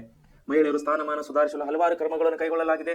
ಮಹಿಳೆಯರ ಅಭಿವೃದ್ಧಿ ಮತ್ತು ಶಿಕ್ಷಣ ಉತ್ತಮಪಡಿಸಲು ಮಹಿಳಾ ಮತ್ತು ಮಕ್ಕಳ ಅಭಿವೃದ್ಧಿ ಇಲಾಖೆಯನ್ನು ಸರ್ಕಾರದಿಂದ, ಕೇಂದ್ರದಲ್ಲಿ ಮಹಿಳಾ ಅಭಿವೃದ್ಧಿ ಮಕ್ಕಳ ಇಲಾಖೆ ಮತ್ತು ರಾಜ್ಯದಲ್ಲಿಯೂ ಕೂಡ ಮಹಿಳಾ ಮತ್ತು ಮಕ್ಕಳ ಅಭಿವೃದ್ಧಿ ಇಲಾಖೆಯನ್ನೇ ಸಪರೇಟ್ ಆಗಿ ತೆಗೆದಿದೆ. ಕೇಂದ್ರ ಹಾಗೂ ರಾಜ್ಯಗಳಲ್ಲಿ ಪ್ರಾರಂಭಿಸಲಾಗಿದೆ. ಕೇಂದ್ರ ಹಾಗೂ ರಾಜ್ಯ ಸರ್ಕಾರಿ ಉದ್ಯೋಗಗಳ ನೇಮಕಾತಿಯಲ್ಲಿ ಮಹಿಳೆಯರಿಗೆ ಮೀಸಲಾತಿಯನ್ನು ನೀಡಲಾಗ್ತಾ ಇದೆ. ರಾಷ್ಟ್ರೀಯ ಹಾಗೂ ರಾಜ್ಯ ಮಹಿಳಾ ಆಯೋಗಗಳನ್ನು ಸ್ಥಾಪಿಸಲಾಗಿದೆ. ರಾಜ್ಯಗಳಲ್ಲಿ ಮಹಿಳಾ ಅಭಿವೃದ್ಧಿ ನಿಗಮ ಸ್ಥಾಪಿಸಲಾಗಿದೆ. ಸಖಿ 1 ಸ್ಟ್ಯಾಂಪ್ ಸೆಂಟರ್ಗಳನ್ನು ಆರಂಭಿಸಲಾಗಿದೆ. ಕೌಟುಂಬಿಕ ದೌರ್ಜನ್ಯದ ಮಹಿಳೆಯರ ರಕ್ಷಣೆ ಕಾಯ್ದೆಗೆ 2005ರಲ್ಲಿ ಇದನ್ನು ನಾವು ಜಾರಿಗೆ ತರಲಾಗಿದೆ ಸರ್ಕಾರದ ಪರವಾಗಿ. ದುಡಿಯುವ ಕೈಗಳಲ್ಲಿ ಮಹಿಳೆಯರಿಗೆ ಲೈಂಗಿಕ ಕಿರುಕುಳ ನಿಷೇಧ ಕಾಯ್ದೆ 2013ರಲ್ಲಿ ಜಾರಿಗೊಳಿಸಲಾಗಿದೆ. ಕರ್ನಾಟಕ ಸ್ಥಳೀಯ ಸಂಸ್ಥೆಗಳಲ್ಲಿ ಮಹಿಳೆಯರಿಗೆ 50% ಸ್ಥಾನಮಾನಗಳನ್ನು ಮೀಸಲಿರಿಸಲಾಗಿದೆ. ಮಹಿಳಾ ಸಹಾಯವಾಣಿ 1091 ಇದು ಮಹಿಳಾ ಸಹಾಯವಾಣಿ ಸಲುವಾಗಿ ಸಪರೇಟ್ ಒಂದು ನಂಬರ್ ಕೂಡ ಕೊಡಲಾಗಿದೆ. ಲೋಕಸಭೆ ಹಾಗೂ ವಿಧಾನಸಭೆಗಳಲ್ಲಿ ಮಹಿಳೆಯರಿಗೆ 33% ಮೀಸಲಾತಿ ಕೂಡ ಕೊಡಲಾಗಿದೆ. ನಾರಿ ಶಕ್ತಿ ವಂದನಾ ಅಧಿನಿಯಮವನ್ನು 106ನೇ ಸಂವಿಧಾನ ತಿದ್ದುಪಡಿ ಕಾಯ್ದೆಯಲ್ಲಿ ಸಂಸತ್ತು ಅಂಗೀಕರಿಸಿದೆ. ಸೊ ಮುಂದೆ ನಾವು ನೋಡೋರಾಗಿದ್ದಾಗೆ ಲಿಂಗತ್ವ ಅಲ್ಪಸಂಖ್ಯಾತರು. ಈ ಲಿಂಗತ್ವ ಅಲ್ಪಸಂಖ್ಯಾತರ ಒಂದು ಸಮಸ್ಯೆಯಿಂದ ಕೂಡ ನಮ್ಮ ದೇಶವನ್ನು ಮುಂದುವರಲಿಕ್ಕೆ ಸಾಧ್ಯವಿಲ್ಲ. ಇದು ಕೂಡ ನಮ್ಮ ದೇಶದ ಒಂದು ಪ್ರಮುಖ ಸಮಸ್ಯೆಯಾಗಿದೆ. ದೈಹಿಕವಾಗಿ, ಮಾನಸಿಕವಾಗಿ ತಮ್ಮ ಜನಾಂಗದ ವಿರುದ್ಧ ಭಾವನೆ, ವರ್ತನೆಯುಳ್ಳ ಸಮುದಾಯದ ವ್ಯಕ್ತಿಗಳನ್ನು ಲಿಂಗತ್ವ ಅಲ್ಪಸಂಖ್ಯಾತರು ಎಂದು ಕರೆಯಲಾಗುತ್ತದೆ. ಲಿಂಗ ತಾರತಮ್ಯದಲ್ಲಿ ಲಿಂಗತ್ವ ಅಲ್ಪಸಂಖ್ಯಾತರಿಗೆ ಆಗುವ ತಾರತಮ್ಯವು ಒಂದು ಸಾಮಾನ್ಯವಾಗಿ ತಾವು ಜನಿಸುವಾಗ ಇದ್ದ ಲಿಂಗಕ್ಕಿಂತ ಭಿನ್ನವಾದ ಶಾರೀರಿಕ ಮತ್ತು ಸಾಮಾಜಿಕ ವರ್ತನೆಯನ್ನು ಹೊಂದಿರುವವರೇ ಲಿಂಗತ್ವ ಅಲ್ಪಸಂಖ್ಯಾತರು. ಸ್ತ್ರೀಯರ ಮತ್ತು ಪುರುಷರ ಮನೋದೈವಿಕ ಲಕ್ಷಣಗಳುಳ್ಳ ವ್ಯಕ್ತಿಗಳೊಳಗೊಂಡ ಸಮುದಾಯ ಇದಾಗಿದೆ. ಪಿತೃಪ್ರಧಾನ ವ್ಯವಸ್ಥೆಯ ಸಾಮಾಜಿಕ ಕಟ್ಟುಪಾಡುಗಳಿಂದ ನಿರ್ಮಿತವಾದ ಸಮಾಜದ ಮಧ್ಯೆ ಇವರು ಸಾಮಾನ್ಯ ಸ್ತ್ರೀಯರಂತೆ ಹಾಗೂ ಪುರುಷರಂತೆ ನಿರ್ದಿಷ್ಟವಾದ ಅನನ್ಯತೆಯೊಂದಿಗೆ ಬದುಕಲು ಸಾಧ್ಯವಾಗ್ತಾ ಇಲ್ಲ. ಇವರು ಸ್ತ್ರೀಯರಂತೆ ಬದುಕಬೇಕೇ ಅಥವಾ ಪುರುಷರಂತೆ ಬದುಕಬೇಕೇ ಎಂಬ ಗೊಂದಲದಲ್ಲಿ ಇರುತ್ತಾರೆ. ಇವರನ್ನು ಅರ್ಧನಾರೀಶ್ವರ ಮತ್ತು ತೃತೀಯ ಲಿಂಗಿಗಳು ಎಂಬ ವಿವಿಧ ವೇಷಣಗಳಿಂದ ಸಂಬೋಧಿಸಲಾಗುತ್ತದೆ. ತೃತೀಯ ಲಿಂಗಿಗಳು ಸೊ ಎಂಬ ವಿವಿಧ ವೇಷಗಳನ್ನು ಸಂಬೋಧಿಸಲಾಗುತ್ತಿದೆ. ಇಂತಹ ವ್ಯಕ್ತಿಗಳ ವೈಯಕ್ತಿಕ ಹಾಗೂ ಸಾಮುದಾಯಿಕ ಘನತೆಯನ್ನು ಎತ್ತಿ ಹಿಡಿಯುವ ದೃಷ್ಟಿಯಿಂದ ಇವರನ್ನು ಲಿಂಗತ್ವ ಅಲ್ಪಸಂಖ್ಯಾತರು ಎಂದು ಸಂಬೋಧಿಸುವುದು ಸೂಕ್ತ ಎಂಬುದು ಈ ಸಮುದಾಯಗಳ ಧ್ವನಿಯಾಗಿ ಗಟ್ಟಿ ಹೋರಾಟಗಾರ್ತಿಯಾಗಿ ಅಕ್ಕ ಪದ್ಮಶಾಲಿಯವರ ಅಭಿಪ್ರಾಯ. ಲಿಂಗತ್ವ ಅಲ್ಪಸಂಖ್ಯಾತರು ಎದುರಿಸುತ್ತಿರುವ ಸಾಮಾಜಿಕ ಬಹಿಷ್ಕಾರ ಮತ್ತು ತಾರತಮ್ಯಗಳನ್ನು ತುಳಿತಕ್ಕೊಳಗಾದ ಸಮುದಾಯಗಳು ಎದುರಿಸುತ್ತಿರುವ ತಾರತಮ್ಯಗಳಿಂದ ಘೋರವೂ ಭಿನ್ನವೂ ಆಗಿವೆ. ಕುಟುಂಬ, ಶಿಕ್ಷಣ, ನೆರೆಹೊರೆ, ಆರೋಗ್ಯ, ಉದ್ಯೋಗದಿಂದ ಹಿಡಿದು ಸಾರ್ವಜನಿಕರಿಗೂ ಅವರು ಕೂಡ ಮನುಷ್ಯರೇ ಎಂಬ ಸ್ವೀಕರಿಸುವ ಮನೋಭಾವದ. ಸೊ ವಿದ್ಯಾರ್ಥಿಗಳೇ, ಲಿಂಗತ್ವ ಅಲ್ಪಸಂಖ್ಯಾತರು ನಾವೇನಿಲ್ಲಿ ಕರಿತಾ ಇದ್ದೇವೆ, ಲಿಂಗತ್ವ ಅಲ್ಪಸಂಖ್ಯಾತರಲ್ಲಿ ಇವರು ಈ ಕಡೆ ಸ್ತ್ರೀಯರಂತೆ ಬದುಕಬೇಕು ಅಥವಾ ಈ ಕಡೆ ಪುರುಷರಂತೆ ಬದುಕಬೇಕು ಅನ್ನುವಂಥ ಗೊಂದಲದಲ್ಲಿ ಅವರಿದ್ದಾರೆ. ಇವರನ್ನು ಅರ್ಧನಾರೀಶ್ವರ ಅಥವಾ ತೃತೀಯ ಲಿಂಗಿಗಳು ಅಂತ ಎಂಬ ವಿವಿಧ ಶಬ್ದಗಳಿಂದ ಇಲ್ಲಿ ಕರೆಯಲಾಗುತ್ತದೆ ಸಮಾಜದಲ್ಲಿ. ಆಮೇಲೆ ಇಂತಹ ವ್ಯಕ್ತಿಗಳ ವೈಯಕ್ತಿಕ ಹಾಗೂ ಸಾಮುದಾಯಿಕ ಘನತೆಯನ್ನು ಎತ್ತಿ ಹಿಡುವ ದೃಷ್ಟಿಯಿಂದ ಇವರನ್ನು ಲಿಂಗತ್ವ ಅಲ್ಪಸಂಖ್ಯಾತರು ಎಂಬ ಸಂಬೋಧಿಸುವುದು ಸೂಕ್ತ ಎಂಬುದು ಈ ಸಮುದಾಯಗಳ ಧ್ವನಿಯಾದ ಹೋರಾಟಗಾರ್ತಿ ಅಕ್ಕ ಪದ್ಮಶಾಲಿಯವರ ಒಂದು ಅಭಿಪ್ರಾಯವಾಗಿದೆ. ಲಿಂಗತ್ವ ಅಲ್ಪಸಂಖ್ಯಾತರು ಎದುರಿಸುತ್ತಿರುವ ಸಾಮಾಜಿಕ ಬಹಿಷ್ಕಾರ ಮತ್ತು ತಾರತಮ್ಯಗಳನ್ನು ತುಳಿತಕ್ಕೊಳಗಾದ ಸಮುದಾಯಗಳು ಎದುರಿಸುತ್ತಿರುವ ತಾರತಮ್ಯಗಳಿಂದ ಘೋರವೂ ಭಿನ್ನವೂ ಆಗಿವೆ. ಕುಟುಂಬ, ಶಿಕ್ಷಣ, ನೆರೆಹೊರೆಯ ಆರೋಗ್ಯ, ಉದ್ಯೋಗದಿಂದ ಹಿಡಿದು ಸಾರ್ವಜನಿಕರವರೆಗೂ ಅವರು ಕೂಡ ಮನುಷ್ಯರು ಎಂದು ಸ್ವೀಕರಿಸುವ ಮನೋಭಾವ ಕೊರತೆ ಎದ್ದು ಕಾಣುತ್ತದೆ. ನೋಡಿ, ಲಿಂಗತ್ವ ಅಲ್ಪಸಂಖ್ಯಾತರ ಈಗಿನ ಬಗ್ಗೆ ನಾವು ಇಷ್ಟೊತ್ತನ ಮಾತಾಡಿದ್ವಿ. ಅವರನ್ನು ಈ ಕಡೆ ಹೆಣ್ಣಾಗಿ ನಾವು ಕರೆಯಲಾಗ್ತಾ ಇಲ್ಲ, ಈ ಕಡೆ ಗಂಡು ಆಗಿ ಕೂಡ ಅವರನ್ನು ಕರೀಲಕ್ಕಾಗ್ತಾಯಿಲ್ಲ. ಸಮಾಜದ ದೃಷ್ಟಿಯಲ್ಲಿ ಅವರು ಲಿಂಗ ಸಂಖ್ಯಾತರು, ಅಲ್ಪಸಂಖ್ಯಾತರು, ಲಿಂಗತ್ವದಲ್ಲಿ ಅಲ್ಪಸಂಖ್ಯಾತರು. ಸೊ ಇವರಿಗೆ ಸಮಾಜದಲ್ಲಿ ಒಂದು ಗೌರವವನ್ನು ಕೊಡಬೇಕು, ಅವರಿಗೂ ಬದುಕುವಂಥ ಒಂದು ಹಕ್ಕಿದೆ, ಅವರೂ ಬದುಕಬೇಕಂತ ಹೇಳಿ ನಮ್ಮ ಅಕ್ಕ ಪದ್ಮಶಾಲಿಯವರ ಒಂದು ಅಭಿಪ್ರಾಯವಾಗಿದೆ. ಸೊ ಈ ರೀತಿ ಲಿಂಗತ್ವ ಅಲ್ಪಸಂಖ್ಯಾತರುಗಳ ಸುಮಾರು ಸಾಮಾಜಿಕವಾಗಿ, ರಾಜಕೀಯವಾಗಿ ಎಲ್ಲ ಕಡೆಯಿಂದ ಅವರು ಬಹಿಷ್ಕಾರಕ್ಕೆ ಒಳಗಾಗ್ತಾ ಇದ್ದಾರೆ ಅಂತ ಹೇಳಿ ನಾವು ಹೇಳ್ತಾ ಇದ್ದೇವೆ. ಸೊ ಇದನ್ನೆಲ್ಲ ಹೋಗಲಾಡಿಸುವ ನಿಟ್ಟಿನಲ್ಲಿ ಈ ಸಮಸ್ಯೆ ಏನಿದೆ ಇದು ಕೂಡ ನಮ್ಮ ದೇಶದ ಅಭಿವೃದ್ಧಿಯಲ್ಲಿ ಒಂದು ತೊಡಕಾದಂತಹ ವಿಷಯವಾಗಿದೆ, ಒಂದು ಸಮಸ್ಯೆ ಆಗಿದೆ. ಸೊ ಈ ಸಮಸ್ಯೆಯನ್ನು ಬಗೆಹರಿಸಬೇಕಾದ್ರೆ ನಮ್ಮ ಸರ್ಕಾರಗಳು, ನಮ್ಮ ಕೇಂದ್ರ ಸರ್ಕಾರ ಮತ್ತು ನಮ್ಮ ರಾಜ್ಯ ಸರ್ಕಾರಗಳು ಯಾವ ರೀತಿಯ ಒಂದು ಕ್ರಮವನ್ನು ಕೈಗೊಂಡಿವೆ ಅನ್ನೋದ್ರ ಬಗ್ಗೆ ನಾವೀಗ ನೋಡೋಣ. ಲಿಂಗತ್ವ ಅಲ್ಪಸಂಖ್ಯಾತರ ಸಬಲೀಕರಣಕ್ಕಾಗಿ ಕೈಗೊಂಡಿರುವ ಕ್ರಮಗಳು. ಲಿಂಗತ್ವ ಅಲ್ಪಸಂಖ್ಯಾತರ ಸಮುದಾಯಕ್ಕೆ ಆಗುತ್ತಿರುವ ತಾರತಮ್ಯಗಳನ್ನು ಹೋಗಲಾಡಿಸಲು ಭಾರತದಲ್ಲಿ ಹಲವಾರು ಕಾರ್ಯಕ್ರಮಗಳನ್ನು ಕೈಗೊಳ್ಳಲಾಗಿದೆ. 2014 ಸರ್ವೋಚ್ಚ ನ್ಯಾಯಾಲಯವು ಲಿಂಗತ್ವ ಅಲ್ಪಸಂಖ್ಯಾತರಿಗೆ ಸಂಬಂಧಿಸಿದಂತೆ ಮಹತ್ವದ ತೀರ್ಪನ್ನು ನೀಡಿತು. ಇದನ್ನು ಆಧರಿಸಿ ಕೇಂದ್ರ ಮತ್ತು ರಾಜ್ಯ ಸರ್ಕಾರಗಳು ಹಲವಾರು ಉಪಕ್ರಮಗಳನ್ನು ಕೈಗೊಂಡಿವೆ. ಅವುಗಳಲ್ಲಿ ಕೆಳಗಿನಂತಿವೆ. ಒಂದೇನಂತ, ಭಾರತ ಸರ್ಕಾರ ಲಿಂಗತ್ವ ಅಲ್ಪಸಂಖ್ಯಾತರ ಹಕ್ಕುಗಳ ಸಂರಕ್ಷಣಾ ಕಾಯ್ದೆ 2019 ಜಾರಿಗೆ ತಂದಿದೆ.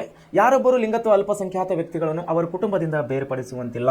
ನೋಡಿ, ಅವರನ್ನು ಕುಟುಂಬದಿಂದ ಬೇರ್ಪಡಿಸುವಂತಿಲ್ಲ. ಆಮೇಲೆ ಇದು ಒಂದು ಕಾಯ್ದೆಯಾಗಿದೆ. ಆಮೇಲೆ ಮನೆ ಸಮುದಾಯ ಹಾಗೂ ಗ್ರಾಮದಿಂದ ಅವರನ್ನು ಹೊರಗೆ ಹಾಕುವಂತಿಲ್ಲ. ನೋಡಿ, ಹೊರ ಹಾಕುವಂತಿಲ್ಲ, ಅವ್ರ ಮನೆಯಿಲ್ಲಂದ ಮತ್ತು ಸಮುದಾಯದಿಂದ ಅವರನ್ನು ಹೊರ ಹಾಕುವಂತಿಲ್ಲ. ಆಮೇಲೆ ಶಿಕ್ಷಾರ್ಹ ಅಪರಾಧ, ಈ ಒಂದು ವೇಳೆ ಇವೆರಡನ್ನು ಯಾರೋ ಸಮಾಜದವರು ಅಥವಾ ಮನೆಯವರು ಮಾಡಿದರೆ ಅವರನ್ನು ಶಿಕ್ಷಾ ಅಪರಾಧ ಎಂದು ಘೋಷಿಸಲಾಗಿದೆ. ಭಾರತ ಸರ್ಕಾರದ ಸಾಮಾಜಿಕ ಹಾಗೂ ನ್ಯಾಯ ಸಬಲೀಕರಣ ಸಚಿವಾಲಯವು ಯೋಜನೆ ಅಡಿಯಲ್ಲಿ, ಯಾವ ಯೋಜನೆ? ಸ್ಮೈಲ್ ಅಂತ ಕೊಟ್ಟಿರೋದು, support of the marginalisation individual of the livelihood and enterprise ಅಂತೇಳಿ ಒಂದು ಸ್ಕೀಮನ್ನು ಮಾಡಿದೆ, ಒಂದು ಯೋಜನೆ ಸರ್ಕಾರ.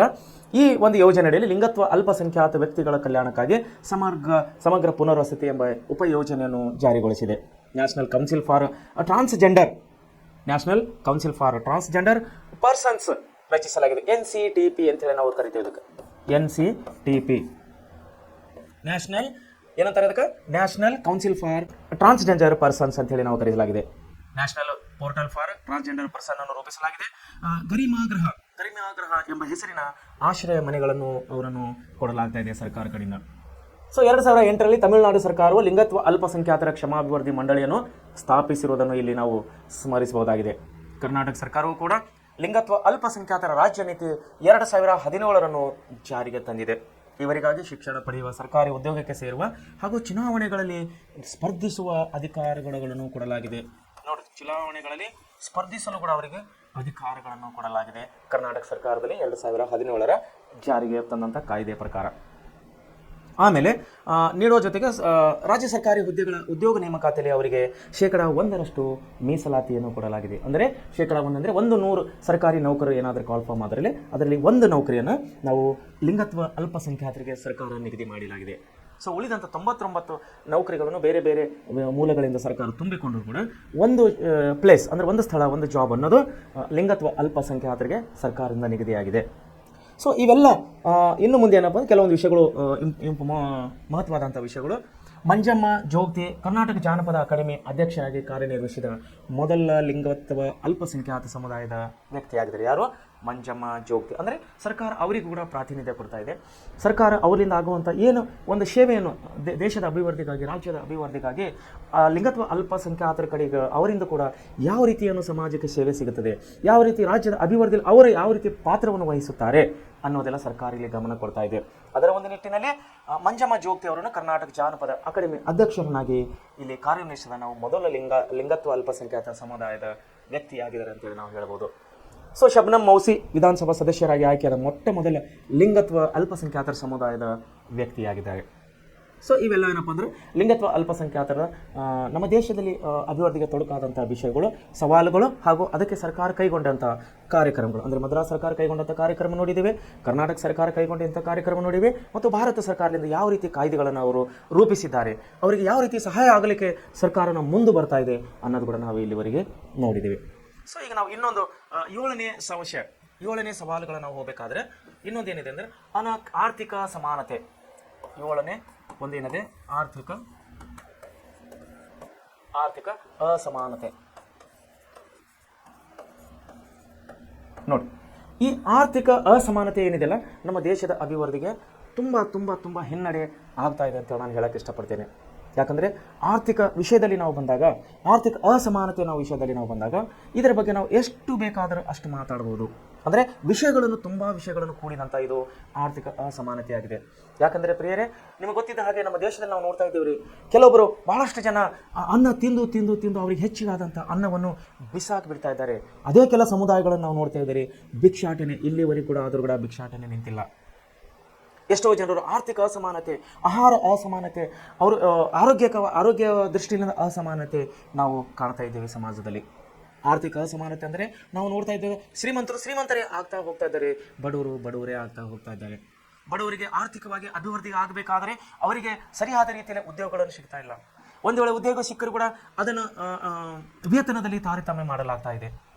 ಒಂದು ವೇಳೆ ಕೃಷಿಯಲ್ಲಿ ಅವರು ತೊಡಗಿಕೊಂಡರೆ ಕೃಷಿ ಅತಿವೃಷ್ಟಿ ಅನಾವೃಷ್ಟಿಯಿಂದ ಅವರಿಗೆ ಅಲ್ಲಿ ಕೂಡ ತೊಂದರೆ ಆಗ್ತಾ ಇದೆ. ಏನಾದರೂ ಬಡವರು ವ್ಯಾಪಾರ ಮಾಡಿಕೊಂಡು ಬದುಕಬೇಕಂದ್ರೆ ಅಲ್ಲಿ ಕೂಡ ಅವರಿಗೆ ಇದ್ದವರ ಜೊತೆ, ಅಂದರೆ ದೊಡ್ಡ ವ್ಯಾಪಾರಿಗಳ ಜೊತೆ ಕಾಂಪಿಟೇಷನ್, ಸ್ಪರ್ಧೆ ಮಾಡೋಕ್ಕೆ ಆಗ್ತಾ ಇಲ್ಲ. ಸೊ ಈ ರೀತಿ ನಾವು ನೋಡಿದಾಗ ನಾವು ನಮ್ಮ ದೇಶದಲ್ಲಿ ಆರ್ಥಿಕ ಅಸಮಾನತೆಯನ್ನು ನಾವು ತುಂಬ ಪ್ರಮಾಣದಲ್ಲಿ ನೋಡೋರಾಗಿದ್ದೇವೆ. ಸೊ ಅದನ್ನು ಯಾವ ರೀತಿ ನೋಡೋರಾಗಿದೆ ಅಂದರೆ ಕೆಲವು ಸರ್ಕಾರದ ಅಂಶಗಳ ಪರವಾಗಿ ನಾವಿಲ್ಲಿ ನೋಡೋಣ. ವಿದ್ಯಾರ್ಥಿಗಳ ತೀವ್ರಗತಿಯಲ್ಲಿ ಕಂಡುಬರುವ ಆರ್ಥಿಕ ಅಸಮಾನತೆಯನ್ನು ಭಾರತದಲ್ಲಿನ ಇನ್ನೊಂದು ಗಂಭೀರ ಸವಾಲು. ಇದು ತುಂಬ ಗಂಭೀರ ಸವಾಲಾಗಿದೆ ಪ್ರಿಯರೇ. ನೋಡಿ, ಈಗ ವಿದ್ಯಾರ್ಥಿಗಳಿಗೆ ಎಷ್ಟು ತೊಂದರೆ ಆಗ್ತಾ ಇದೆ. ಸ್ಕೂಲಿಗೆ ಹೋಗಬೇಕಂದ್ರೆ ಖರ್ಚಿಗೆ ದುಡ್ಡು ಇರೋದಿಲ್ಲ, ತಂದೆ ತಾಯಿಗಳನ್ನು ದುಡ್ಡು ಕೇಳಬೇಕು, ತಂದೆ ತಾಯಿ ಹತ್ರ ಒಂದು ಸಾರಿ ದುಡ್ಡು ಇರುತ್ತವೆ, ಒಂದು ಸಾರಿ ಇರೋದಿಲ್ಲ. ಶ್ರೀಮಂತರ ಮಕ್ಕಳು ಅಂದರೆ ಅವರು ತನ್ನ ಪಾಕೆಟ್ ಮನಿಗಾಗಿ, ತನ್ನ ದಿನನಿತ್ಯ ಖರ್ಚಿಗಾಗಿ 100 ರೂಪಾಯಿ 50 ರೂಪಾಯಿ ತಂದರೆ ಬಡವರ ಮಕ್ಕಳಿಗೆ 10 ರೂಪಾಯಿ ಸಿಗೋದು ಕೂಡ ತುಂಬ ಕಷ್ಟ ಆಗಿದೆ ವಿದ್ಯಾರ್ಥಿಗಳ. ನಿಮ್ಮನ್ನು ಹೇಳಕ್ಕೆ ಇಷ್ಟಪಡ್ತೇನೆ ನಾನು. ಯಾಕಂದರೆ ಇದು ಆರ್ಥಿಕ ಸಮಾನತೆಯ ಒಂದು ಚಿಕ್ಕ ಭಾಗವಾಗಿದೆ. ಸ್ವತಃ ವಿದ್ಯಾರ್ಥಿಗಳು ನೀವೇ ಅನುಭವಿಸುವಂಥ ಒಂದು ಮುಖ್ಯವಾದಂಥ ನಿಮಗೆ ಒಂದು ವಿಷಯನ ನಿಮ್ಮ ಮುಂದೆ ಹೇಳ್ತಾ ಇದ್ದೇನೆ ನಾನು. ನಾವು ಬಾಹ್ಯವಾಗಿ ಬಂದಾಗ, ನಾವು ವ್ಯಾವಹಾರಿಕವಾಗಿ ಬಂದಾಗ ನಾವು ಇಂಥ ಹಲವು ಉದಾಹರಣೆಗಳನ್ನು ನಿಮ್ಮನ್ನು ನಾನು ಕೊಡ್ಬೋದು. ಆದರೆ ವಿದ್ಯಾರ್ಥಿಗಳ ಪರವಾಗಿ ಬಂದಾಗ ವಿದ್ಯಾರ್ಥಿಗಳು ಆರ್ಥಿಕವಾಗಿ ಎಷ್ಟು ಒಂದು ತೊಂದರೆ ಅನುಭವಿಸ್ತಾ ಇದ್ದಾರೆ ಅಂದಾಗ ನಾನು ಕೇಳ್ತಿರ್ತೀನಿ ಎಷ್ಟೋ ಮಕ್ಕಳಿಗೆ, ಯಾಕಪ್ಪ ಇವತ್ತು ಬಸ್ ಲೇಟ್ ಆಯಿತು? ಇಲ್ಲ ಅಂಕಲ್, ಇಲ್ಲ ಸರ್, ಇವತ್ತು ಸರ್ಕಾರಿ ಬಸ್ ಹೋಗ್ಬಿಡ್ತು, ಸರ್ಕಾರಿ ಬಸ್ ಜಸ್ಟ್ರಲ್ಲಿ ಮಿಸ್ ಆಯಿತು, ಬೇರೆ ಆಟೋ ಹೋಗಬೇಕಂದ್ರೆ ದುಡ್ಡಿಲ್ಲ. ಸೊ ವಿದ್ಯಾರ್ಥಿಗಳೇ, ಯಾಕಂದರೆ ಒಂದು ವೇಳೆ ಆರ್ಥಿಕ ಸಮಾನತೆ ಇದ್ದರೆ, ಅಂದರೆ ಬಡವರು ಕೂಡ ಶ್ರೀಮಂತರಾಗಿದ್ದಾರೆ, ಶ್ರೀಮಂತರು ಬಡವರಲ್ಲಿ ವ್ಯತ್ಯಾಸ ಅಥವಾ ತಾರತಮ್ಯ ಕಡಿಮೆ ಇದ್ದರೆ, ಇಲ್ಲಿ ಬಡವ್ರ ಮಕ್ಕಳು ಕೂಡ ಒಂದು ದಿವಸ ಏನಾದರೂ ಬೈ ಮಿಸ್ಟೇಕ್ನಿಂದ ಸರ್ಕಾರಿ ಬಸ್ ಮಿಸ್ ಆಗಿ ಹೋಗಿದ್ದಾರೆ, ಆಟೋಗೆ ಹೋಗ್ಬೋದು. ಆದರೆ ಆ ಪರಿಸ್ಥಿತಿ ನಾವು ತುಂಬ ಯಾಕಂದರೆ ಎಲ್ಲ ಬಸ್ ಸ್ಟ್ಯಾಂಡ್ಗಳಲ್ಲಿ ನಿಂತಾಗ ನಾನು ಬಹಳಷ್ಟು ಮಕ್ಕಳುಗಳನ್ನು ಮಾತಾಡಿಸ್ತೀನಿ, ಯಾಕಪ್ಪ ನಿಂತ್ಕೊಂಡು ಬಸ್ ಸಿಕ್ಕಿಲ್ವಾ? ಇಲ್ಲ ಅಂಕಲ್, ಬಸ್ ಹೋಗ್ತೀವಾಗ.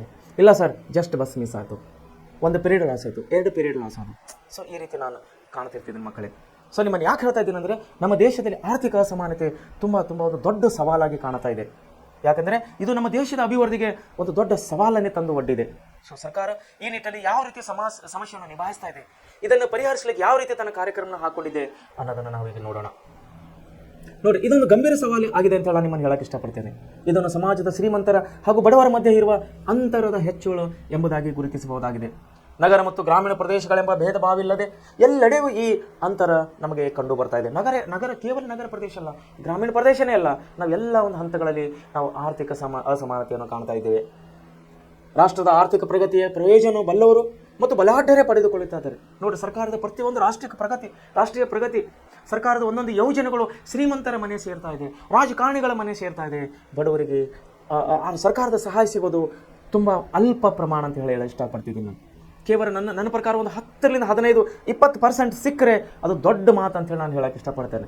ಆದರೆ ಉಳಿದಂಥ 70ರಿಂದ 80% ಸರ್ಕಾರದ ಸಹಾಯಗಳು, ಸರ್ಕಾರದ ಯೋಜನೆಗಳು ಕೇವಲ ಶ್ರೀಮಂತರ ಮನೆ ಮುಟ್ತಾ ಇದ್ದಾವೆ. ಅಧಿಕಾರಿಗಳ ಮನೆ ಮುಟ್ತಾ ಇದ್ದಾವೆ. ಅನಾಮಿಕರ ಹೆಸರಿನಲ್ಲಿ ಅಧಿಕಾರಿಗಳು ಈ ಸರ್ಕಾರದ ಲಾಭವನ್ನು ಪಡೆದುಕೊಳ್ತಾ ಇದ್ದಾರೆ ವಿನ ಬಡವರಿಗೆ ಸಿಗಬೇಕಾದಂತಹ ಸೌಲಭ್ಯಗಳನ್ನು ಇವತ್ತು ಸಿಗ್ತಾ ಇಲ್ಲ ಪ್ರಿಯರೇ. ನೋಡ್ರಿ, ಅದೇ ಕೊಟ್ಟಿದ್ದಾರೆ, ರಾಷ್ಟ್ರದ ಆರ್ಥಿಕ ಪ್ರಗತಿಯ ಪ್ರಯೋಜನ ಬಲ್ಲವರು ಮತ್ತು ಬಲಾಢ್ಯರೇ ಇದರ ಉಪಯೋಗವನ್ನು ಪಡೆದುಕೊಳ್ತಾ ಇದ್ದಾರೆ. ಇಂಥ ಬಡವರು, ದುರ್ಬಲರು ಇಂಥ ಪ್ರಯೋಜನದಿಂದ ವಂಚಿತರಾಗುತ್ತಿರುವುದು ನಮ್ಮ ದುರದೃಷ್ಟ ಅಂತ ಹೇಳಿ ನಾನು ಹೇಳಕ್ಕೆ ಇಷ್ಟಪಡ್ತೇನೆ. ಖಾಸಗಿ ಕ್ಷೇತ್ರದ ಅತ್ಯಂತ ಹೆಚ್ಚಿನ ಮೊತ್ತ ವೇತನ ಸರಣಿ, ಬಹುರಾಷ್ಟ್ರೀಯ ನಿಗಮಗಳ ಕಾರ್ಯಕ್ಷೇತ್ರ, ಶ್ವೇತದಾರಿ ಅರ್ಥಾತ್ ಮೇಲುಸ್ತರದ ನೌಕರಿಗಳು, ಲಾಭ, ಕೊರತನ, ಭ್ರಷ್ಟಾಚಾರ ಇವೆಲ್ಲದರ ಒಟ್ಟು ಫಲಶ್ರುತಿಯಾಗಿ ಶ್ರೀಮಂತ ಮತ್ತು ಬಡವರ ನಡುವಿನ ಅಂತರ ಹೆಚ್ಚಾಗ್ತಾ ಇದೆ.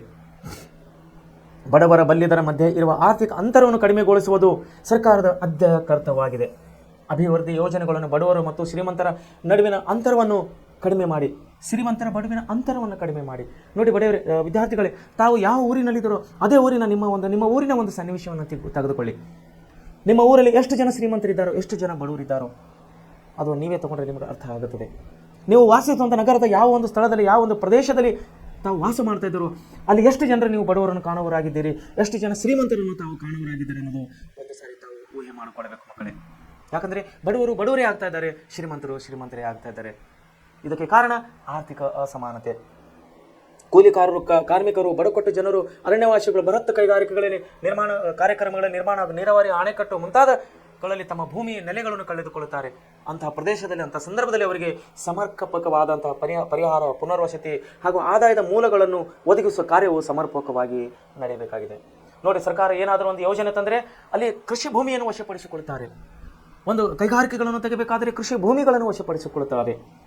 ಅವರಿಗೆ ಸಲ್ಲಬೇಕಾದಂಥ ಪರಿಹಾರ ಮೊತ್ತವು ಅಸಮರ್ಪಕವಾಗಿ ಇಲ್ಲಿ ರೈತರಿಗೆ ಮುಟ್ತಾ ಇದೆ. ಕಾರಣ ಅಲ್ಲಿ ಭ್ರಷ್ಟಾಚಾರ, ರಾಜಕೀಯ ಹಸ್ತಕ್ಷೇಪವನ್ನು ನಾವು ಇಲ್ಲಿ ಕಾಣುವರಾಗಿದ್ದೇವೆ. ಕೃಷಿಕಾರರು, ರೈತರು ಎಲ್ಲ ಭೂಮಿಗಳನ್ನು ಕಳೆದುಕೊಂಡು ಈ ಕಡೆ ತಿನ್ನಲಿಕ್ಕೆ ಭೂಮಿಗೆ, ಉಪಜೀವನ ಮಾಡಲಿಕ್ಕೆ ಭೂಮಿ ಕೂಡ ಇಲ್ಲ, ಈ ಕಡೆ ಮಕ್ಕಳಿಗೆ ನೌಕರಿ ಕೂಡ ಇಲ್ಲ. ಇಂತಹ ಸನ್ನಿವೇಶವನ್ನು ನಾವು ಪ್ರಸ್ತುತ ಸಮಯದಲ್ಲಿ ನಾವು ನೋಡೋರಾಗಿದ್ದೇವೆ ಪ್ರಿಯರೇ. ಈ ನಿಟ್ಟಿನಲ್ಲಿ ಸರ್ಕಾರ ಗಂಭೀರವಾಗಿ ಒಂದು ಚಿಂತನೆ ಮಾಡಬೇಕಾಗಿದೆ. ನ್ಯಾಯಯುತವಾಗಿ ಸಿಗುವಂತಹ ಸೌಲಭ್ಯಗಳನ್ನು ಬಡವರಿಗೆ ಸಿಗಬೇಕಾಗಿದೆ. ಆವಾಗ ಮಾತ್ರ ಶ್ರೀಮಂತ ಮತ್ತು ಬಡವರ ಒಂದು ಪ್ರಮಾಣವನ್ನು ನಾವು ಒಂದು ಸಮತೋಲನದಲ್ಲಿ ತರಬಹುದು ಅಂತೇಳಿ ನಾನು ಹೇಳಕ್ಕೆ ಇಷ್ಟಪಡ್ತೇನೆ. ಸೊ ಆರ್ಥಿಕ ಅಸಮಾನತೆ ನಿವಾರಣೆಗಾಗಿ ಈ ಮುಂದಿನ ಕ್ರಮಗಳನ್ನು ನಾವು ತೆಗೆದುಕೊಳ್ಳೋದು ಅವಶ್ಯವಾಗಿದೆ. ಅವುಗಳೆಂದರೆ ಉತ್ತಮ ಆರ್ಥಿಕ ಸುಧಾರಣೆಗಳು, ಯೋಜನಾಬದ್ಧ ಹಣಕಾಸಿನ ನಿರ್ವಹಣೆ, ಪ್ರಗತಿಪರ ತೆರಿಗೆ ಪದ್ಧತಿ, ಸಣ್ಣ ಹಾಗೂ ಗ್ರಾಮೀಣ ಮಟ್ಟದ ಗುಡಿ ಹಾಗೂ ಗೃಹ ಕೈಗಾರಿಕೆಗಳ ಅಭಿವೃದ್ಧಿ. ನೋಡಿ, ಕೈಗಾರಿಕೆಗಳ ಅಭಿವೃದ್ಧಿ ಆಗಬೇಕು. ಇಲ್ಲಿ ಉದ್ಯೋಗಗಳು ಸೃಷ್ಟಿಯಾಗಬೇಕು.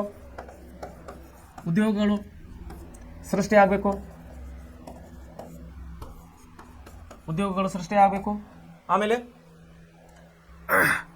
ಬೃಹತ್ ಉದ್ಯಮ, ಏಕಸ್ವಾಮ್ಯ ವಲಯಗಳನ್ನು ಸರಿಯಾದ ನಿಯಂತ್ರಣ ಮುಂತಾದವು, ಭೂ ಸುಧಾರಣೆ, ಕಾರ್ಮಿಕ ಪರ ಧೋರಣೆಗಳು, ಸಾಮಾಜಿಕ ಭದ್ರತೆ ಮೊದಲಾದ ಕ್ರಮಗಳಿಂದಲೂ ಆರ್ಥಿಕ ಅಸಮಾನತೆಯನ್ನು ನಾವು ಕಡಿಮೆಗೊಳಿಸಬಹುದಾಗಿದೆ.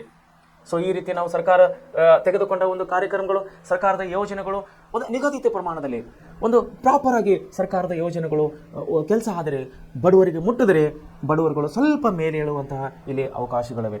ಯಾವಾಗ ಬಡವರು ದೇಶದಲ್ಲಿ ಉದ್ಧಾರ ಆಗುತ್ತಾರೋ, ಯಾವಾಗ ಬಡತನ ಪ್ರಮಾಣ ಕಡಿಮೆ ಆಗುತ್ತದೋ, ಯಾವಾಗ ಶ್ರೀಮಂತರ ಜೊತೆಯಲ್ಲಿ ಬಡವರು ಬಂದು ನಿಲ್ತಾರೋ, ಆವಾಗ ಮಾತ್ರ ನಾವು ದೇಶವನ್ನು ಉದ್ಧಾರ ಕಾಣಬಹುದು. ಆವಾಗ ಮಾತ್ರ ನಮ್ಮ ದೇಶದಲ್ಲಿ ಸುಧಾರಣೆಯನ್ನು ನಾವು ಕಾಣಬಹುದಾಗಿದೆ ಮಕ್ಕಳೇ. ಸೊ ಈ ನಿಟ್ಟಿನಲ್ಲಿ ಸರ್ಕಾರ ತೆಗೆದುಕೊಂಡ ಕಾರ್ಯಕ್ರಮಗಳು ಸಾರ್ವಜನಿಕರುಗಳು ಅಷ್ಟೇ ಒಂದು ಆಸಕ್ತಿಯಿಂದ ಭಾಗವಹಿಸಬೇಕಾಗಿದೆ.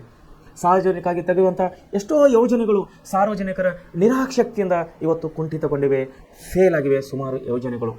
ಉದಾಹರಣೆಗಾಗಿ ಜಿಲ್ಲಾವಾರು ಹಂಚಿಕೆಯಾದಂತಹ ಬಜೆಟ್ನಲ್ಲಿ ನಾವು ನೋಡ್ತೀವಿ, ಒಂದು ಜಿಲ್ಲೆಗೆ ಇಷ್ಟು ಬಜೆಟ್ ಅಂತ ಕೊಟ್ಟರೆ ಅಧಿಕಾರಿಗಳು ಸಮರ್ಪಕವಾಗಿ ಆಗದಂತಹ ಹಣವನ್ನು ಅಧಿಕಾರಿಗಳು ರಿಟರ್ನ್ ಅಂದರೆ ಸರ್ಕಾರಕ್ಕೆ ವಾಪಸ್ ತಿರುಗಿ ಕೊಡ್ತಾ ಇದ್ದಾರೆ ವಿನ ಬಂದಂಥ ಬಜೆಟನ್ನು ಅಧಿಕಾರಿಗಳು ಸರಿಯಾದ ಮಟ್ಟದಲ್ಲಿ ಉಪಯೋಗ ಮಾಡ್ತಾ ಇಲ್ಲ ಅಂದರೆ ಅಭಿವೃದ್ಧಿ ಕಾರ್ಯಗಳು ಕುಂಠಿತವಾಗುತ್ತಾ ಇವೆ. ಏನೋ ಒಂದು ನೆಪ ಹೇಳಿ, ಏನೋ ಒಂದು ಕಾರಣಗಳನ್ನು ಒಡ್ಡಿ ಸರ್ಕಾರದ ಹಣವನ್ನು ವಾಪಸ್ ಹೋಗ್ತಾ ಇದೆ, ಇಲ್ಲಿ ಕೆಲಸಗಳನ್ನು ಆಗ್ತಾ ಇಲ್ಲ. ಸೊ ಈ ನಿಟ್ಟಿನಲ್ಲಿ ನಮ್ಮ ಸಾರ್ವಜನಿಕರು ಕೂಡ ಆಸಕ್ತಿ ವಹಿಸಬೇಕಾಗಿದೆ. ಸಾರ್ವಜನಿಕರು ಪ್ರಶ್ನೆ ಮಾಡಬೇಕಾಗಿದೆ. ಸಾರ್ವಜನಿಕರು ಇಲ್ಲಿ ಆಸಕ್ತಿಯನ್ನು ತೋರಿಸಬೇಕಾಗಿದೆ ಸರ್ಕಾರದ ಯೋಜನೆಗಳಲ್ಲಿ. ಅಂದಾಗ ಮಾತ್ರ ನಾವು ಬಡತನ ಮತ್ತು ಶ್ರೀಮಂತರ ಇರುವಂಥ ಮಧ್ಯದಲ್ಲಿರುವಂತಹ ಅಸಮಾನತೆಯನ್ನು ನಾವು ಸಮಾನತೆ ತರುವಲ್ಲಿ ಕಾಣುವರಾಗಿದೆ. ಇದೇ ಒಂದು ಅಂಶವು ಒಂದು ಅತಿ ಮುಖ್ಯವಾಗಿದೆ ನಮ್ಮ ದೇಶದ ಅಭಿವೃದ್ಧಿ ಹೊಂದಲಿಕ್ಕಾಗಿ. ಸೊ ಮುಂದೆ ನಾವು ಇನ್ನೊಂದು ಅಂಶಗಳನ್ನು ನೋಡೋರಾಗಿದ್ದೇವೆ, ಜನಸಂಖ್ಯಾ ಸ್ಫೋಟ. 8ನೇ ಅಂಶವನ್ನು, ಜನಸಂಖ್ಯಾ ಸ್ಫೋಟವನ್ನು ನಾವು ಇನ್ನೊಂದು ಕಾಣುವರಾಗಿದ್ದೇವೆ.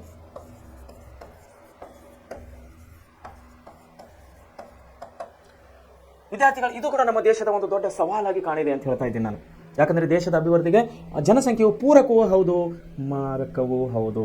ನೋಡ್ರಿ, ಇಲ್ಲಿ ಪೂರಕವೂ ಹೌದು ಮತ್ತು ಮಾರಕವೂ ಹೌದು. ಇಲ್ಲಿ ಪೂರಕ ಮತ್ತು ಮಾರಕ ಅಂದ್ರೇನು ನಾವು ಕಾಣೋದಿದೆ. ದೇಶದ ಜನಸಂಖ್ಯೆ ಈಗ ನಾವು ತುಂಬ ಏನಪ್ಪ ಅಂದರೆ ದೇಶದ ಜನಸಂಖ್ಯೆ ಅನ್ನೋದು ತುಂಬ ಜನಸಂಖ್ಯೆಯಲ್ಲಿ ನಾವು ಜಗತ್ತಿನಲ್ಲಿ ಇವಾಗ ನಾವು 1ನೇ ನಂಬರ್ಗೆ ಬರ್ತಾ ಇದ್ದೀವಿ ಅಥವಾ ಬಂದೀವಿ.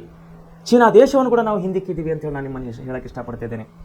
ಯಾವಾಗ ಜನಸಂಖ್ಯೆ ಸ್ಫೋಟ ಆಗುತ್ತದೋ, ಯಾವಾಗ ಜನಸಂಖ್ಯೆಯನ್ನು ಹೆಚ್ಚಿನ ಪ್ರಮಾಣದಲ್ಲಿ ಬೆಳೆಯುತ್ತದೋ, ಅಲ್ಲಿ ನಿರುದ್ಯೋಗವನ್ನು ತಾಂಡವಾಡುತ್ತದೆ, ಅಲ್ಲಿ ಬಡತನವನ್ನು ತಾಂಡವಾಡುತ್ತದೆ, ಕಾರ್ಮಿಕರ ಕೈಗಳಿಗೆ ಕೆಲಸ ಇಲ್ಲದ ಹಾಗೆ ಆಗುತ್ತದೆ, ವಿದ್ಯಾರ್ಥಿಗಳು ನಿರುದ್ಯೋಗಿಗಳಾಗುತ್ತಾರೆ. ಈ ಒಂದು ಜನಸಂಖ್ಯೆ ಸ್ಫೋಟದಿಂದ ನಾವು ಹಲವು ಸಮಸ್ಯೆಗಳನ್ನು ನಮ್ಮನ್ನು ನಾವೇ ಸೃಷ್ಟಿ ಮಾಡಿಕೊಂಡ ಆಗ್ತಾ ಇದೆ. ಅದು ಯಾವ ಅನ್ನೋದು ನಾವು ಇಲ್ಲಿ ಮುಂದೆ ನೋಡೋರಾಗಿದ್ದೇವೆ. ಭಾರತವು ಪ್ರಪಂಚದ ಅತಿ ಹೆಚ್ಚು ಜನಸಂಖ್ಯೆಯನ್ನು ಹೊಂದಿರುವ ರಾಷ್ಟ್ರಗಳಲ್ಲಿ ಒಂದು. ಜಗತ್ತಿನ ಒಟ್ಟು ಭೂಭಾಗದಲ್ಲಿ 2.4 ಅಂದರೆ 2.4ರಷ್ಟು ಭೂಭಾಗವನ್ನು ಹಾಗೂ ಜಗತ್ತಿನ ಒಟ್ಟು ಜನಸಂಖ್ಯೆಯಲ್ಲಿ 17.5ರಷ್ಟು ಪಾಲನ್ನು ನಾವು ಹೊಂದಿದ್ದೇವೆ. ನೋಡಿರಿ, ಭೂಭಾಗ ಎಷ್ಟಿದೆ ನಮ್ಮದು? 2.4 2.4ರಷ್ಟಿದ್ದರೆ ನಾವು ಜನಸಂಖ್ಯೆಯಲ್ಲಿ ಎಷ್ಟಿದ್ದೇವೆ ಅಂದರೆ 17.5ರಷ್ಟಿದ್ದೇವೆ. ಸೊ ಇಲ್ಲಿ ಎಷ್ಟು ನಾವು ಪ್ರಮಾಣದ ವ್ಯತ್ಯಾಸನ ಕಾಣೋರಾಗಿದೆ. ಅಂದರೆ ಭೂಮಿ ನಮ್ಮ ಕಡೆ ಕಡಿಮೆ ಇದೆ, ಜನಸಂಖ್ಯೆ ನಮ್ಮದು ಜಾಸ್ತಿ ಆಗಿದೆ ಜಾಗತಿಕವಾಗಿ ನಾವು ಕಂಪ್ಯಾರಿಸನ್ ಮಾಡಿದಾಗ. ಸೊ ಜಗತ್ತಿನ ಒಟ್ಟು ಭೂಭಾಗದಲ್ಲಿ 2.4ರಷ್ಟು ಭೂಭಾಗವನ್ನು ನಾವು ಹೊಂದಿದರೆ ಜಗತ್ತಿನ ಒಟ್ಟು ಜನಸಂಖ್ಯೆಯಲ್ಲಿ 17.5ರಷ್ಟು ಪಾಲನ್ನು ನಾವು ಹೊಂದಿದ್ದೇವೆ. 1991 ಮತ್ತು 2001ರ ದಶಕದಲ್ಲಿ ನಮ್ಮ ದೇಶದ ಜನಸಂಖ್ಯೆ 84 ಕೋಟಿಯಿಂದ 102 ಕೋಟಿಗೆ ನಾವು ಹೋಗಿದ್ದೇವೆ. 102.7 ಕೋಟಿಗೆ ಹೋಗಿದ್ದೇವೆ. 2011ರ ಜನಗಣತಿ ಪ್ರಕಾರ ಭಾರತ ಜನಸಂಖ್ಯೆಯು 121 ಕೋಟಿ ಆಗಿದೆ, ತಲುಪಿದೆ. ಹಿಂದಿನ ದಶಕದಲ್ಲಿ ಜನಸಂಖ್ಯಾ ಬೆಳವಣಿಗೆ ದರವು ಸುಮಾರು 17.7ರಷ್ಟು ಆಗಿದೆ. ಜನನ ಪ್ರಮಾಣದಲ್ಲಿ ಮಿತಿ ಮೀರಿದ ಹೆಚ್ಚಳ, ಮರಣ ಪ್ರಮಾಣದಲ್ಲಿ ಇಳಿಕೆ, ಸರಾಸರಿ ಜೀವಿತಾವಧಿಯು ಗಣನೀಯ ಪ್ರಮಾಣದ ಏರಿಕೆ, ಶಿಶು ಮರಣ ಪ್ರಮಾಣದಲ್ಲಿ ಇಳಿಕೆ, ಬಡತನ, ಅನಕ್ಷರತೆ, ಬಾಲ್ಯ ವಿವಾಹ ಇವುಗಳು ಜನಸಂಖ್ಯೆಯ ಏರುಗತಿಯಲ್ಲಿ ಪ್ರಮುಖವಾದಂತಹ ಕಾರಣಗಳಾಗಿವೆ. ನೋಡಿ, ಜನಸಂಖ್ಯೆ ಏರಿಕೆಯಿಂದ ಏನೇನು ನಮಗೆ ತೊಂದರೆ ಆಗ್ತಾ ಇದೆ? ಬಡತನ ಆಗ್ತಾ ಇದೆ, ಅನಕ್ಷರತೆ ಹೆಚ್ಚಾಗ್ತಾ ಇದೆ, ಬಾಲ್ಯ ವಿವಾಹಗಳು ಹೆಚ್ಚಾಗ್ತಾ ಇದ್ದಾವೆ. ಯಾಕಂದರೆ ಇವೆಲ್ಲ ಜನಸಂಖ್ಯೆ ಏರುಗತಿಯಲ್ಲಿ ಪ್ರಮುಖವಾದಂತಹ ಅಂಶಗಳನ್ನು ಹೊಂದಿವೆ. ಸೊ ಇದನ್ನು ನಾವು ದೂರ ಮಾಡಬೇಕಾದ್ರೆ, ಇದನ್ನು ಸಮಸ್ಯೆಯನ್ನು ಬಗೆಹರಿಸಬೇಕಾದ್ರೆ ಏನು ಮಾಡಬೇಕು? ಜನಸಂಖ್ಯಾ ಸ್ಫೋಟದಿಂದಾಗಿ ನಿರುದ್ಯೋಗ, ಅನಕ್ಷರತೆ, ಬಡತನ, ಭಿಕ್ಷಾಟನೆ, ವಸತಿ ಸೌಲಭ್ಯ, ನೋಡಿ ವಸತಿ ಸೌಲಭ್ಯ ಕೊರತೆ, ಆರೋಗ್ಯ ಸಮಸ್ಯೆ, ಸುರಕ್ಷಿತ ಕುಡಿಯುವ ನೀರಿನ ಪೂರೈಕೆ ಕೊರತೆ ಮುಂತಾದ ಸಮಸ್ಯೆಗಳನ್ನು ನಾವು ಇಲ್ಲಿ ಎದುರಿಸಲಾಗಿದ್ದೇವೆ ವಿದ್ಯಾರ್ಥಿಗಳೇ. ಸೊ ಜನಸಂಖ್ಯಾ ಸ್ಫೋಟದಿಂದಾಗುವ ಸಮಸ್ಯೆಗಳನ್ನು ಪರಿಹರಿಸುವ ಮಾರ್ಗಗಳು ನಮ್ಮ ಕಡೆ ಸರ್ಕಾರ ಯಾವ್ಯಾವ ರೀತಿ ಮಾರ್ಗಗಳನ್ನು ಕಂಡುಹಿಡಿದಿದೆ ಅಂದರೆ, ಅಕ್ಷರತೆ ಪ್ರಮಾಣವನ್ನು ಹೆಚ್ಚಿಗಾಗಬೇಕು, ಅಕ್ಷರತೆ ಹೆಚ್ಚಿಗಾಗಬೇಕು, ಸಾಕ್ಷರತೆ ಹೆಚ್ಚಿಗಾಗಬೇಕು, ತಾಂತ್ರಿಕ ಶಿಕ್ಷಣ ಟೆಕ್ನಾಲಜಿಯನ್ನು ಬೆಳೆಯಬೇಕು, ಟೆಕ್ನಿಕಲ್ ಎಜುಕೇಷನ್ ಮಕ್ಕಳಿಗೆ ಜಾಸ್ತಿ ಆಗಬೇಕು, ಕೃಷಿ ಹೆಚ್ಚಿಗಾಗಬೇಕು, ಕೃಷಿ ಅಭಿವೃದ್ಧಿ, ಕೈಗಾರಿಕೆಗಳನ್ನು ಬೆಳೆಯಬೇಕು, ರಫ್ತು ಪ್ರಮಾಣವನ್ನು ಹೆಚ್ಚಳಾಗಬೇಕು. ರಫ್ತು ಅಂದ್ರೆ ಗೊತ್ತಲ್ಲ, ಆಮದು ಮತ್ತು ರಫ್ತು. ಆಮದು ಅಂದರೆ ನಾವು ಬೇರೆ ದೇಶದಿಂದ ತರಿಸಿಕೊಳ್ಳುವಂಥ ವಸ್ತುಗಳಿಗೆ ನಾವು ಆಮದು ಅಂತ ಹೇಳಿ ಕರಿತೇವೆ. ನಮ್ಮ ದೇಶದಲ್ಲಿ ಉತ್ಪತ್ತಿ ಆದಂತಹ ಕೃಷಿ ಮತ್ತು ಕೈಗಾರಿಕೆ ವಸ್ತುಗಳನ್ನು ನಾವು ಬೇರೆ ದೇಶಕ್ಕೆ ಏನು ಕಳಿಸ್ತೀವಿ ಅದನ್ನು ರಫ್ತು ಅಂತ ಹೇಳಿ ಅಂತೀವಿ. ಸೊ ರಫ್ತಿನ ಪ್ರಮಾಣ ನಾವು ಜಾಸ್ತಿ ಆದಾಗ ನಮ್ಮದು ಇನ್ಕಮ್ ಜಾಸ್ತಿ ಆಗುತ್ತದೆ. ಯಾವಾಗ ರಫ್ತಿನ ಪ್ರಮಾಣ ನಾವು ಡೆವಲಪ್ಮೆಂಟ್ ನಾವು ಅಭಿವೃದ್ಧಿ ಆಗುತ್ತದೋ ಆವಾಗ ನಮ್ಮದು ಆರ್ಥಿಕ ಪರಿಸ್ಥಿತಿಯನ್ನು ಸುಧಾರಣೆ ಆಗುತ್ತೆ ಅಂತೇಳಿ ನಾನು ಹೇಳೋಕ್ಕೆ ಇಷ್ಟಪಡ್ತೇನೆ. ಕೈಗಾರಿಕೆಗಳಿಂದ ಕೈಗಳಿಗೆ ಕೆಲಸ ದುಡಿಯುವ ಕೈಗಳಿಗೆ ಕೆಲಸ ಸಿಗುತ್ತವೆ. ಸೊ ಹೆಚ್ಚುವರಿ ಉದ್ಯೋಗಗಳ ಅವಕಾಶ, ನೋಡ್ರಿ, ಪ್ರದೇಶಗಳಲ್ಲಿ ಉದ್ಯೋಗಗಳ ಅವಕಾಶ ಸೃಷ್ಟಿ, ಇವೆಲ್ಲ ಜನಸಂಖ್ಯೆ ಸ್ಫೋಟದಿಂದ ಆಗುವ ಸಮಸ್ಯೆಗಳನ್ನು ಅಂತೇಳಿ ನಾನು ಹೇಳಕ್ಕೆ ಇಷ್ಟಪಡ್ತಿದ್ದೇನೆ. ಸೊ ಇದನ್ನು ದೂರ ಮಾಡಬೇಕಂದ್ರೆ ಜನಸಂಖ್ಯೆ ಲಾಭಾಂಶ ಏನಿದೆ, ಜನಸಂಖ್ಯೆ ನಮಗೆ ಲಾಭ ಏನಿದೆ? ಭಾರತವು ಪ್ರಸ್ತುತ ಜನಸಂಖ್ಯಾ ಲಾಭವನ್ನು ಹೊಂದಿದೆ. ಜನಸಂಖ್ಯಾ ಲಾಭಾಂಶವೆಂದರೆ ದೇಶದ ಒಟ್ಟು ಜನಸಂಖ್ಯೆಯಲ್ಲಿ ದುಡಿಯುವವರ ಸಂಖ್ಯೆ ಹೆಚ್ಚಾಗಿರುವ ಸ್ಥಿತಿಯಾಗಿದೆ. ಭಾರತದ ಒಟ್ಟು ಜನಸಂಖ್ಯೆಯಲ್ಲಿ 67% ಜನಸಂಖ್ಯೆ ದುಡಿಯುವ ಜನಸಂಖ್ಯೆಯಾಗಿದೆ.